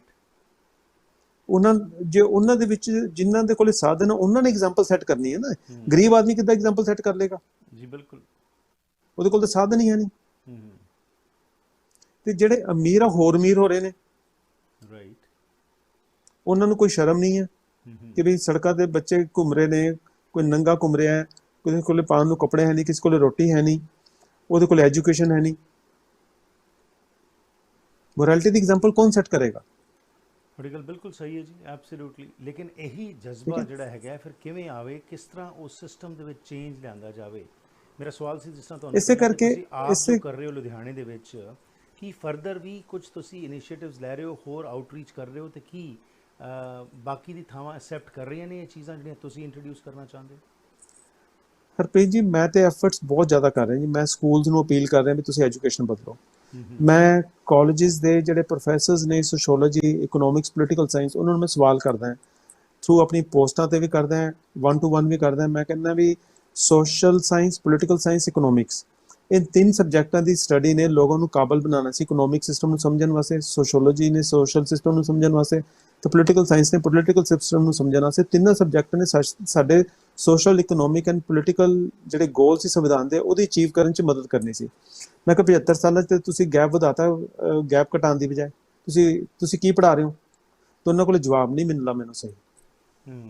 ਤੇ ਉਹ ਲੋਕ ਵੀ ਐਡਮਿਟ ਕਰਦੇ ਨੇ ਵੀ ਜਿਹੜੇ ਸਾਡੀ ਐਜੂਕੇਸ਼ਨ ਹੈ ਇਰੈਲੀਵੈਂਟ ਹੈ, ਈਵਨ ਗ੍ਰੈਜੂਏਸ਼ਨ ਲੈਵਲ ਦੇ ਉੱਪਰ ਉਹ ਲੋਕ ਐਡਮਿਟ ਕਰਦੇ ਨੇ, ਬਟ ਲੇਕਿਨ ਹੈਲਪਲੈਸ ਐਕਸਪ੍ਰੈਸ ਕਰਦੇ ਨੇ ਆਪਣੇ ਆਪ ਨੂੰ ਕਿ ਅਸੀਂ ਸਿਸਟਮ ਦਾ ਪਾਰਟ ਹੈ ਤੇ we can not change the system. ਇਸ ਕਰਕੇ ਬੜੇ ਪੱਧਰ ਲੈਵਲ ਦੇ ਉੱਪਰ ਇਹਦੀ ਅਵੇਅਰਨੈਸ ਫੈਲਾਉਣ ਦੀ ਜ਼ਰੂਰਤ ਹੈ। ਇੱਕ ਜਨ ਤੱਕ ਇਸ ਆਵਾਜ਼ ਪਹੁੰਚਣ ਦੀ ਜ਼ਰੂਰਤ ਹੈ ਵੀ ਸਿੱਖਿਆ ਬਦਲਣ ਦੀ ਜ਼ਰੂਰਤ ਹੈ। ਲੇਕਿਨ ਇਹਨੂੰ ਸਮਝਣ ਵਾਸਤੇ ਲੋਕਾਂ ਦੀ ਕਪੈਸਿਟੀ ਹੈ ਨਹੀਂ, ਕਿਉਂਕਿ ਜਿਹੜੇ ਪੇਰੈਂਟਸ ਆ ਉਹਨਾਂ ਨੇ ਵੀ ਉਹੀ ਸਿੱਖਿਆ ਲਈ ਹੋਈ ਹੈ ਜਿਹੜੀ ਅੰਗਰੇਜ਼ਾਂ ਦੇ ਟਾਈਮ ਦੀ ਮਿਲੀ ਹੋਈ ਹੈ, ਜਾਂ ਸਰਕਾਰ ਜਿਹੜੀ ਦੇ ਰਹੀ ਹੈ 1947 ਤੋਂ ਬਾਅਦ। ਉਹਨਾਂ ਨੂੰ ਲੱਗਦਾ ਉਹਨਾਂ ਨੂੰ ਉਹੀ ਸਿੱਖਿਆ ਦੀ ਸਮਝ ਆਉਂਦੀ ਹੈ, ਉਹਨਾਂ ਨੂੰ ਸਮਝ ਨਹੀਂ ਆ ਰਹੀ ਵੀ ਸਾਡੀ ਦੇਸ਼ ਦੀ ਸਮੱਸਿਆਵਾਂ ਕਿਉਂ ਵੱਧ ਰਹੀਆਂ। ਫਿਰ ਜਦੋਂ ਗਹਿਰਾਈ ਨਾਲ ਚਿੰਤਨ ਕਰਨਗੇ ਤੇ ਉਹਨਾਂ ਨੂੰ ਸਮਝ ਆਏਗੀ ਕਿ ਜਿਹੜੀ ਸਿੱਖਿਆ ਦੀ ਅਸੀਂ ਗੱਲ ਕਰਦੇ ਬਹੁਤ ਇੰਪੋਰਟੈਂਟ ਹੈ। ਬਿਲਕੁਲ ਜੀ, ਕੰਪਲੀਟ ਤੇ ਅਸੀਂ ਲਗਾਤਾਰ ਉਪਰਾਲੇ ਕਰਨ ਦਾ ਫਾਇਦਾ ਇਹ ਹੋ ਰਿਹਾ ਹੈ ਕਿ ਸਾਡੀ ਸਿੱਖਿਆ ਲੁਧਿਆਣੇ ਤੋਂ ਬਾਹਰ ਕਈ ਜਗ੍ਹਾ ਤੇ ਪਹੁੰਚ ਚੁੱਕੀ ਹੈ। ਕਈ ਲੋਕਾਂ ਨੇ ਜਿਹੜੀ ਸਾਡੀ ਬੁੱਕ ਇੰਪਾਵਰਮੈਂਟ ਥਰੂ ਨੌਲੇਜ ਹੈ, ਮੈਂ ਤੁਸੀਂ ਬੁੱਕ ਪਹਿਲਾਂ ਵੀ ਦੇਖੀ ਹੋਈ ਹੈ, ਮੈਂ ਤੁਹਾਨੂੰ ਬੁੱਕ ਫੇਰ ਦਿਖਾਉਣਾ। ਇਹ ਇੰਪਾਵਰਮੈਂਟ ਥਰੂ ਨੌਲੇਜ ਬੁੱਕ ਜਿਹੜੀ ਹੈ ਇਹ ਬੁੱਕ ਜਿਹੜੀ ਹੈ ਇਹ ਕਾਫੀ ਇੰਡੀਆ ਦੇ ਵਿੱਚ ਅਲੱਗ-ਅਲੱਗ ਜਗ੍ਹਾਵਾਂ ਤੇ ਪਹੁੰਚੀ ਹੋਈ ਹੈ ਤੇ ਲੋਕ ਇਹਦਾ ਅਧਿਐਨ ਕਰਦੇ ਪਏ ਨੇ। ਰਾਈਟ। ਮੈਂ ਤੇ ਕੁਝ ਯੂਨੀਵਰਸਿਟੀਜ਼ ਨੂੰ ਇਹ ਵੀ ਆਫਰ ਕੀਤੀ ਹੈ ਵੀ ਤੁਸੀਂ ਮੇਰੀ ਬੁੱਕ ਦੇ ਉੱਪਰ ਕਿਸੇ PhD ਸਟੂਡੈਂਟ ਵੱਲੋਂ ਥੀਸਿਸ ਕਰਵਾ ਲਓ, ਰਿਸਰਚ ਕਰਵਾ ਲਓ। ਤੇ ਦੇਖੋ ਕਿ ਜੇ ਬੁੱਕ ਪ੍ਰਾਇਮਰੀ ਲੈਵਲ ਤੇ ਹਰ ਬੱਚੇ ਨੂੰ ਲਾਗੂ ਕਰ ਦਿੱਤੀ ਜਾਵੇ ਤੇ ਇਹਦਾ social, economic and political factor ਦੇ ਉੱਪਰ ਕੀ ਰਿਜ਼ਲਟ ਆਏਗਾ। ਮੈਂ ਕਿਹਾ ਇਹਦੇ ਉੱਪਰ ਤੁਸੀਂ ਸਟੱਡੀ ਕਰਾ ਕੇ ਦੇਖ ਲਓ। ਤੇ ਮੈਂ ਆਪਣੇ ਵੱਲੋਂ ਸਾਰੇ ਉਪਰਾਲੇ ਕਰਦਾ, ਪ੍ਰੋਵੋਕ ਕਰਨ ਦੀ ਕੋਸ਼ਿਸ਼ ਕਰਦਾ, ਇਨਵੋਕ ਕਰਨ ਦੀ ਕੋਸ਼ਿਸ਼ ਕਰਦਾ, ਪ੍ਰੇਅਰ ਕਰਨ ਦੀ ਕੋਸ਼ਿਸ਼ ਕਰਦਾ, ਅਪੀਲ ਕਰਨ ਦੀ ਕੋਸ਼ਿਸ਼ ਕਰਦਾ। ਜੋ ਮੇਰੇ ਬਸ ਵਿੱਚ ਹੈਗਾ ਮੈਂ ਸਾਰੇ ਕਰਨ ਦੀ ਕੋਸ਼ਿਸ਼ ਕਰਦਾ। ਤੁਹਾਨੂੰ ਨਾਲ ਵੀ ਪੋਸਟਾਂ ਮੈਂ ਸ਼ੇਅਰ ਕਰਦਾ ਜਿਹਦੇ ਨਾਲ ਮੈਂ ਐਜੂਕੇਸ਼ਨ ਦੇ ਉੱਪਰ ਬੜਾ ਐਮਫੈਸਿਸ ਦੇਣਾ ਜੀ। ਬਿਲਕੁਲ, ਤਾਂ ਕਿ ਕੋਈ ਨਾ ਕੋਈ ਜਾਗਰੂਕ ਲੋਕ ਤੇ ਜੁੜ ਕੇ ਅੱਗੇ ਬਾਹਰ ਆਉਣ। ਬਿਲਕੁਲ ਸਹੀ ਕਿਹਾ ਜੀ। ਤੇ ਉਸੇ ਦੇ ਤਹਿਤ ਦੁਨੀਆ ਭਰ ਦੇ ਵਿੱਚ ਅੱਜ ਜੋ ਇਹ ਪ੍ਰੋਗਰਾਮ ਲੋਕ ਦੇਖ ਰਹੇ ਨੇ, ਇੰਡੀਅਨ ਡਾਇਸਪੋਰਾ ਜੋ ਬਾਹਰ ਰਹਿੰਦਾ ਹੈ, ਬਹੁਤ ਸਾਰੇ ਲੋਕ ਚਿੰਤਤ ਨੇ ਪੰਜਾਬ ਬਾਰੇ, ਇੰਡੀਆ ਬਾਰੇ ਕਿ ਉੱਥੇ ਚੇਂਜਸ ਆਉਣੇ ਚਾਹੀਦੇ ਨੇ। ਪਰ ਜਿਸ ਤਰ੍ਹਾਂ ਹਰੀਓਮ ਜਿੰਦਲ ਜੀ ਗੱਲਬਾਤ ਕਰ ਰਹੇ ਨੇ ਕਿ ਜਦ ਤੱਕ ਬੇਸਿਕ ਇਨਫਰਾਸਟ੍ਰਕਚਰ ਦੇ ਵਿੱਚ ਚੇਂਜ ਨਹੀਂ ਆਏਗਾ ਤਦ ਤੱਕ ਕੋਈ ਵੱਡਾ ਚੇਂਜ ਸਾਨੂੰ ਵੇਖਣ ਨੂੰ ਨਹੀਂ ਮਿਲੇਗਾ। ਹਾਂ, ਜਦ ਤੱਕ ਕੰਪਲੀਟ ਓਵਰਹੌਲ ਨਹੀਂ ਕਰਦੇ ਤੇ ਰੂਟਸ ਨੂੰ ਅਸੀਂ ਦੁਬਾਰਾ ਤੋਂ ਫਰਟੀਲਾਈਜ਼ਰ ਸਹੀ ਨਹੀਂ ਪਾਈਦੇ ਤਦ ਤੱਕ ਸ਼ਾਇਦ ਉਹ ਚੇਂਜ ਜਿਹੜਾ ਅਸੀਂ ਚਾਹੁੰਦੇ ਹਾਂ ਉਹ ਸਾਨੂੰ ਨਹੀਂ ਆਏਗਾ। ਪਰ ਯੈਸ, ਕਈ ਇੰਡੀਵਿਜੂਅਲਸ ਨੇ ਹਰੀਓਮ ਜਿੰਦਲ ਜੀ ਵਰਗੇ ਜਿਹੜੇ ਕੋਸ਼ਿਸ਼ ਕਰ ਰਹੇ ਨੇ ਤੇ ਸਾਡਾ ਸਾਰਿਆਂ ਦਾ ਵੀ ਫਰਜ਼ ਬਣਦਾ ਹੈ ਕਿ ਅਸੀਂ ਵੱਧ ਤੋਂ ਵੱਧ ਇਹਨਾਂ ਨੂੰ ਸਪੋਰਟ ਕਰੀਏ, ਇਨਕਰੇਜ ਕਰੀਏ, ਫਾਈਨੈਂਸ਼ਲੀ ਵੀ, ਅਤੇ ਉਸ ਮਨੋਬਲ ਵੀ ਇਹਨਾਂ ਦਾ ਵਧਾਈਏ ਤਾਂ ਕਿ ਇਹ ਜਿਸ ਰਸਤੇ 'ਤੇ ਤੁਰ ਰਹੇ ਨੇ ਉਹਨਾਂ ਦੀ ਹੋਰ ਸਹਾਇਤਾ ਹੋ ਸਕੇ। ਸੋ ਅਖੀਰ ਦੇ ਵਿੱਚ ਹਰੀਓਮ ਜੀ, ਜੇਕਰ ਕੋਈ ਅੱਗੇ ਆਉਣਾ ਚਾਹੇ, ਕੋਈ ਸਿਸਟਮ ਦੇ ਵਿੱਚ ਜੋ ਚੇਂਜਸ ਦਾ ਤੁਸੀਂ ਜ਼ਿਕਰ ਕਰ ਰਹੇ ਹੋ ਉਸ ਦੇ ਵਿੱਚ ਸਹਿਯੋਗ ਪਾਉਣਾ ਪਏ, ਤੁਹਾਡੇ ਨਾਲ ਕਿੱਥੇ ਸੰਪਰਕ ਕੀਤਾ ਜਾ ਸਕਦਾ ਤੇ ਕਿਸ ਤਰ੍ਹਾਂ ਉਹ ਸਪੋਰਟ ਕਰ ਸਕਦੇ ਨੇ? ਹਰਪ੍ਰੀਤ ਜੀ, ਮੇਰੇ ਨਾਲ ਸੰਪਰਕ ਮੇਰੇ ਮੋਬਾਈਲ ਨੰਬਰ 9814034184, ਇਹ ਮੇਰਾ WhatsApp ਤੇ ਮੋਬਾਈਲ ਨੰਬਰ ਦੋਵੇਂ ਹੈ। ਮੈਨੂੰ ਕੋਈ ਵੀ ਸੰਪਰਕ ਕਰ ਸਕਦਾ ਹੈ। ਦੂਸਰਾ ਕੀ ਹੈ, ਸਾਨੂੰ ਜਿਹੜੇ ਸਹਿਯੋਗ ਦੀ ਬਹੁਤ ਵੱਡੀ ਜ਼ਰੂਰਤ ਹੈ ਕਿ ਉਹ ਇਹੀ ਹੈ ਕਿ ਲੋਕ ਆਪਸ ਦੇ ਵਿੱਚ ਇੱਕ ਲਹਿਰ ਬਣਾਉਣ ਕਿ ਸਿੱਖਿਆ ਬਦਲੋ। ਜੇ ਲਹਿਰ ਬਣ ਗਈ ਔਰ ਸਿੱਖਿਆ ਬਦਲੀ ਗਈ, ਮੈਂ ਪੂਰਾ ਵਾਅਦਾ ਕਰਦਾ, ਮੇਰੀ ਪੂਰੀ ਗਾਰੰਟੀ ਹੈ, ਮੇਰਾ ਪੂਰਾ ਵਿਸ਼ਵਾਸ ਹੈ ਕਿ ਹਿੰਦੁਸਤਾਨ ਸੋਨੇ ਦੀ ਚਿੜੀਆ ਦੁਬਾਰਾ ਕਹਿਲਾਏਗਾ, ਕਹਿਲਾਏਗਾ, ਕਹਿਲਾਏਗਾ। ਕਿਉਂਕਿ ਸਾਡੇ ਕੋਲ ਸਾਧਨਾਂ ਦੀ ਕਮੀ ਨਹੀਂ ਹੈ, ਸਾਡੇ ਕੋਲ ਨੀਅਤ ਦੀ ਕਮੀ ਹੈ ਬਹੁਤ ਵੱਡੀ।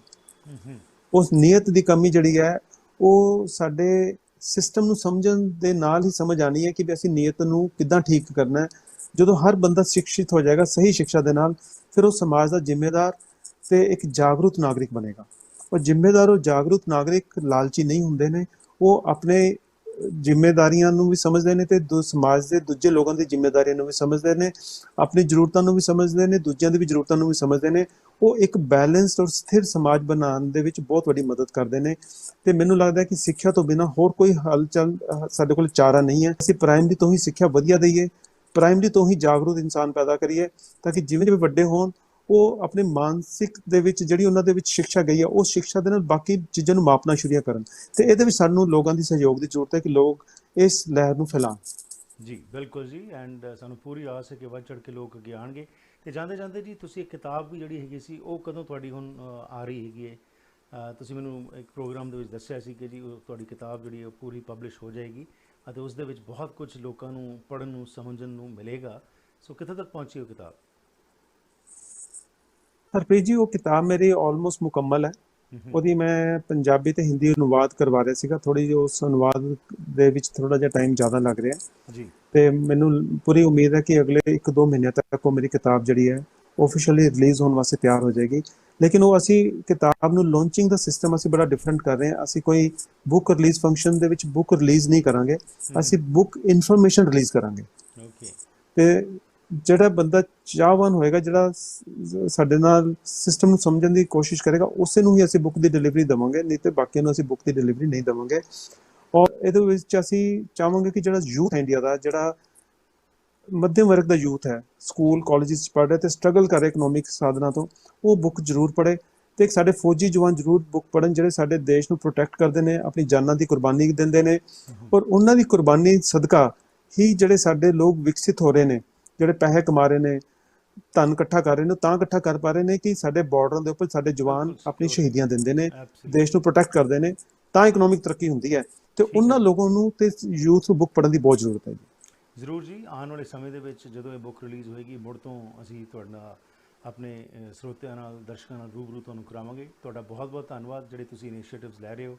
ਤੇ ਆਸ ਕਰਦੇ ਹਾਂ ਤੇ ਵਾਹਿਗੁਰੂ ਕੀ ਅਰਦਾਸ ਕਰਦੇ ਹਾਂ ਕਿ ਤੁਸੀਂ ਕਾਮਯਾਬ ਹੋਵੋ ਅਤੇ ਜ਼ਿੰਦਗੀ ਬਦਲਣ ਦੇ ਵਿੱਚ ਜੋ ਤੁਸੀਂ ਇੱਕ ਆਪਣਾ ਰੋਲ ਨਿਭਾ ਰਹੇ ਹੋ ਬੱਚਿਆਂ ਦੀ, ਉਸ ਦੇ ਵਿੱਚ ਤੁਸੀਂ ਹੋਰ ਕਾਮਯਾਬ ਹੋਵੋ। Thank you very much and best wishes. Thank you Harpreet ji, ਮੈਂ ਤੁਹਾਡਾ ਬਹੁਤ ਸ਼ੁਕਰਗੁਜ਼ਾਰ ਹਾਂ। I am really grateful to you ਕਿ every time you take the initiative and bring him on your show and allow me to share my views with people. Thank you very much. Thank you ਜੀ। So ਇਹ ਸਨ ਜੀ ਹਰੀਓਮ ਜਿੰਦਲ ਜੀ, ਜਿਹੜੇ ਸਾਡੇ ਮਹਿਮਾਨ ਸਨ ਅੱਜ ਲੁਧਿਆਣੇ ਤੋਂ, ਤੇ ਜਿਹੜੀਆਂ ਇਹਨਾਂ ਨੇ ਗੱਲਾਂ ਬਾਤਾਂ ਕੀਤੀਆਂ ਨੇ ਬੜੀਆਂ ਸਰਲ ਨੇ ਜੇਕਰ ਅਸੀਂ ਸਮਝਣ ਦਾ ਯਤਨ ਕਰੀਏ। ਅਤੇ ਕਿਸੇ ਵੀ ਚੀਜ਼ ਨੂੰ ਇਨਕਰੇਜ ਜਦੋਂ ਕਰਨਾ ਹੁੰਦਾ ਹੈ ਤਾਂ ਆਫ ਕੋਰਸ ਮੈਂ ਹਮੇਸ਼ਾ ਹੀ ਕਹਿੰਦਾ ਕੋਈ ਵੀ ਐਸਾ ਇਨੀਸ਼ੀਏਟਿਵ ਹੋਏ ਸਾਡਾ ਫਰਜ਼ ਬਣਦਾ ਹੈਗਾ ਕਿ ਅਸੀਂ ਵੱਧ ਚੜ੍ਹ ਕੇ ਅੱਗੇ ਆ ਕੇ ਸਹਿਯੋਗ ਦਈਏ। ਸੋ ਇਸ ਕਰਕੇ ਇਹਨਾਂ ਨੂੰ ਤੁਸੀਂ ਸੰਪਰਕ ਕਰ ਸਕਦੇ ਹੋ। ਅਤੇ ਜਿਹੜੇ ਛੋਟੇ ਅਸੀਂ ਆਮ ਤੌਰ ਦੇ ਉੱਤੇ ਇੱਥੇ ਰੋਜ਼ ਦੇ $5-10 ਸਿਰਫ ਕਾਫੀ ਪੀਣ 'ਤੇ ਹੀ ਲਾ ਦਿੰਦੇ ਹਾਂ, ਅਤੇ ਮਹੀਨੇ ਦਾ ਤੁਸੀਂ ਲਾ ਲਓ ਕਿ $100-150 ਜੇਕਰ ਅਸੀਂ ਬਚਾ ਲਈਏ ਅਤੇ ਉਹ ਕਿਸੇ ਬੱਚੇ ਦੀ ਜ਼ਿੰਦਗੀ ਦੇ ਵਿੱਚ ਪਰਿਵਰਤਨ ਲਿਆਉਣ ਵਿੱਚ ਲਾ ਦਈਏ ਤਾਂ ਕਿੰਨਾ ਵੱਡਾ ਫਰਕ ਜਿਹੜਾ ਹੈ ਉਹ ਆ ਸਕਦਾ ਹੈ। ਸੋ ਇਸ ਕਰਕੇ ਪਰਸਨਲੀ ਵੀ ਬੇਨਤੀ ਕਰਦੇ ਹਾਂ ਅਤੇ ਅਦਾਰੇ ਵੱਲੋਂ ਵੀ ਬੇਨਤੀ ਕਰਦੇ ਹਾਂ ਕਿ ਵੱਧ ਚੜ੍ਹ ਕੇ ਅੱਗੇ ਆ ਕੇ ਇਹੋ ਜਿਹੀਆਂ ਮੁਹਿੰਮ ਜਿਹੜੀਆਂ ਹੁੰਦੀਆਂ ਨੇ ਉਸ ਨੂੰ ਜ਼ਰੂਰ ਸਪੋਰਟ ਕਰਿਆ ਕਰੋ। ਪ੍ਰੋਗਰਾਮ ਦੀ ਕਰਦੇ ਜੀ ਇੱਥੇ ਹੀ ਸਮਾਪਤੀ। ਤੁਹਾਡਾ ਮੇਰਾ ਸਾਥ ਹੋਇਆ ਕਰਦਾ ਹੈ ਮੰਡੇ ਟੂ ਫਰਾਈਡੇ ਸ਼ਾਮ ਦੇ 6 ਵਜੇ ਪੈਸੀਫਿਕ ਸਟੈਂਡਰਡ ਟਾਈਮ ਦੇ ਮੁਤਾਬਿਕ। ਜੇਕਰ ਤੁਸੀਂ ਵੀ ਇਸ ਪ੍ਰੋਗਰਾਮ ਦਾ ਹਿੱਸਾ ਬਣਨਾ ਚਾਹੋ ਜਾਂ ਕਿਸੇ ਨੂੰ ਜਾਣਦੇ ਹੋ ਜਿਸਨੇ ਕਿ ਸਮਾਜ ਨੂੰ ਕੁਝ ਕੰਟਰੀਬਿਊਟ ਕੀਤਾ ਹੈ ਤਾਂ ਜ਼ਰੂਰ ਸਾਡੇ ਨਾਲ ਸੰਪਰਕ ਕਰੋ, ਕਿਉਂਕਿ ਇਸ ਪ੍ਰੋਗਰਾਮ ਦਾ ਮਕਸਦ ਹੈ ਤੁਹਾਨੂੰ ਐਜੂਕੇਟ ਕਰਨਾ, ਅਵੇਅਰ ਕਰਨਾ ਅਤੇ ਇੰਸਪਾਇਰ ਕਰਨਾ। 604-603-7555 ਦੇ ਉੱਤੇ 604-603-7555 ਤੇ WhatsApp ਕਰ ਸਕਦੇ ਹੋ ਦੁਨੀਆ ਦੇ ਕਿਸੇ ਵੀ ਕੋਨੇ ਤੋਂ, ਜਾਂ ਫਿਰ ਈਮੇਲ ਕਰੋ harpreetsing@gmail.com। ਇਸ ਦੇ ਨਾਲ ਹੀ ਆਪ ਸਭ ਨੂੰ ਬੇਨਤੀ ਕਰਦੇ ਹਾਂ ਜੀ ਕਿ ਜੇਕਰ ਤੁਹਾਨੂੰ ਇਹ ਪ੍ਰੋਗਰਾਮਸ ਪਸੰਦ ਆ ਰਹੇ ਨੇ ਤਾਂ ਜ਼ਰੂਰ ਸਾਡਾ ਸਹਿਯੋਗ ਦਿਓ। ਪ੍ਰੋਗਰਾਮ ਨੂੰ ਸਬਸਕ੍ਰਾਈਬ ਕਰੋ ਅਤੇ ਹਰ ਰੋਜ਼ ਵੱਖਰੇ ਵੱਖਰੇ ਮੁੱਦਿਆਂ ਦੇ ਉੱਤੇ ਇਹ ਜਿਹੜੇ ਇਨਸਪਾਇਰਿੰਗ ਟਾਕਸ ਹੁੰਦੀਆਂ ਨੇ ਉਸ ਦਾ ਤੁਸੀਂ ਜ਼ਰੂਰ ਹਿੱਸਾ ਬਣੋ। youtube.com/harpreetsing show ਤੇ ਜਾ ਕੇ ਤੁਸੀਂ ਸਬਸਕ੍ਰਾਈਬ ਕਰ ਸਕਦੇ ਹੋ। ਇੱਥੇ ਲੈਣਾ ਆ ਗਿਆ, ਫਿਰ ਮੁਲਾਕਾਤ ਕਰਾਂਗੇ। Have a safe evening, stay healthy and enjoy yourself.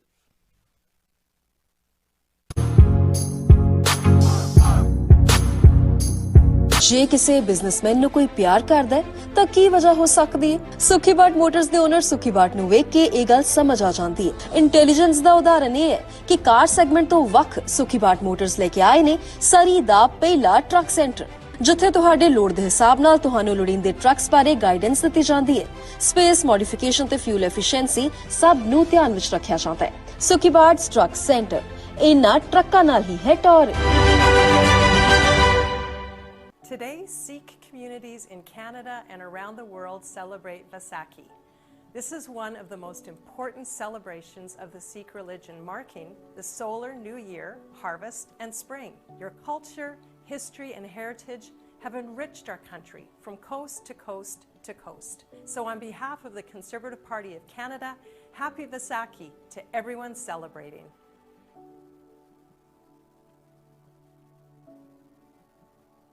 ਵੈਨਕਾਸਾ tile ਅਤੇ ਸਟੋਨ ਸ਼ੋਰੂਮ ਇੱਕ ਐਸੀ ਥਾਂ ਹੈ ਜਿੱਥੇ ਤੁਹਾਨੂੰ ਹੋਲਸੇਲ ਕੀਮਤਾਂ ਤੇ ਹਰ ਕਿਸਮ ਦੀਆਂ ਟਾਈਲਸ, ਸਟੋਨ, ਮਾਰਬਲ, ਬੈਕਸਪਲੈਸ਼, ਮੋਜ਼ੇਕ ਆਦਿ ਵਾਜਬ ਕੀਮਤਾਂ ਤੇ ਮਿਲ ਸਕਦਾ ਹੈ। ਇਟਾਲੀਅਨ, ਸਪੈਨਿਸ਼, ਚਾਈਨੀਜ਼, ਪੋਰਸਲਨ ਜਾਂ ਸਿਰੈਮਿਕ ਟਾਈਲਸ ਜਾਂ ਮਾਰਬਲ ਸਪੈਸ਼ਲ ਆਰਡਰ ਤੇ ਜਾਂ ਕਲੀਅਰੈਂਸ ਤੇ ਲੈ ਸਕਦੇ ਹੋ। ਮਾਲਕ ਡਾਇਰੈਕਟ ਟਾਈਲਸ ਇੰਪੋਰਟ ਕਰਦੇ ਹਨ, ਜਿਸ ਕਰਕੇ ਵਧੀਆ ਕੁਆਲਿਟੀ ਦਾ ਸਮਾਨ ਤੁਸੀਂ ਆਪਣੇ ਘਰ ਦਾ ਸ਼ਿੰਗਾਰ ਬਣਾ ਸਕਦੇ ਹੋ। ਅੱਜ ਹੀ ਵਿਜ਼ਿਟ ਕਰੋ 13042 84 ਐਵਨਿਊ ਸਰੀ। ਪੰਜਾਬੀ ਹਿੰਦੀ ਵਿੱਚ ਗੱਲ ਕਰਨ ਲਈ ਕਾਲ ਕਰੋ 604-330-7363 604-330-7363।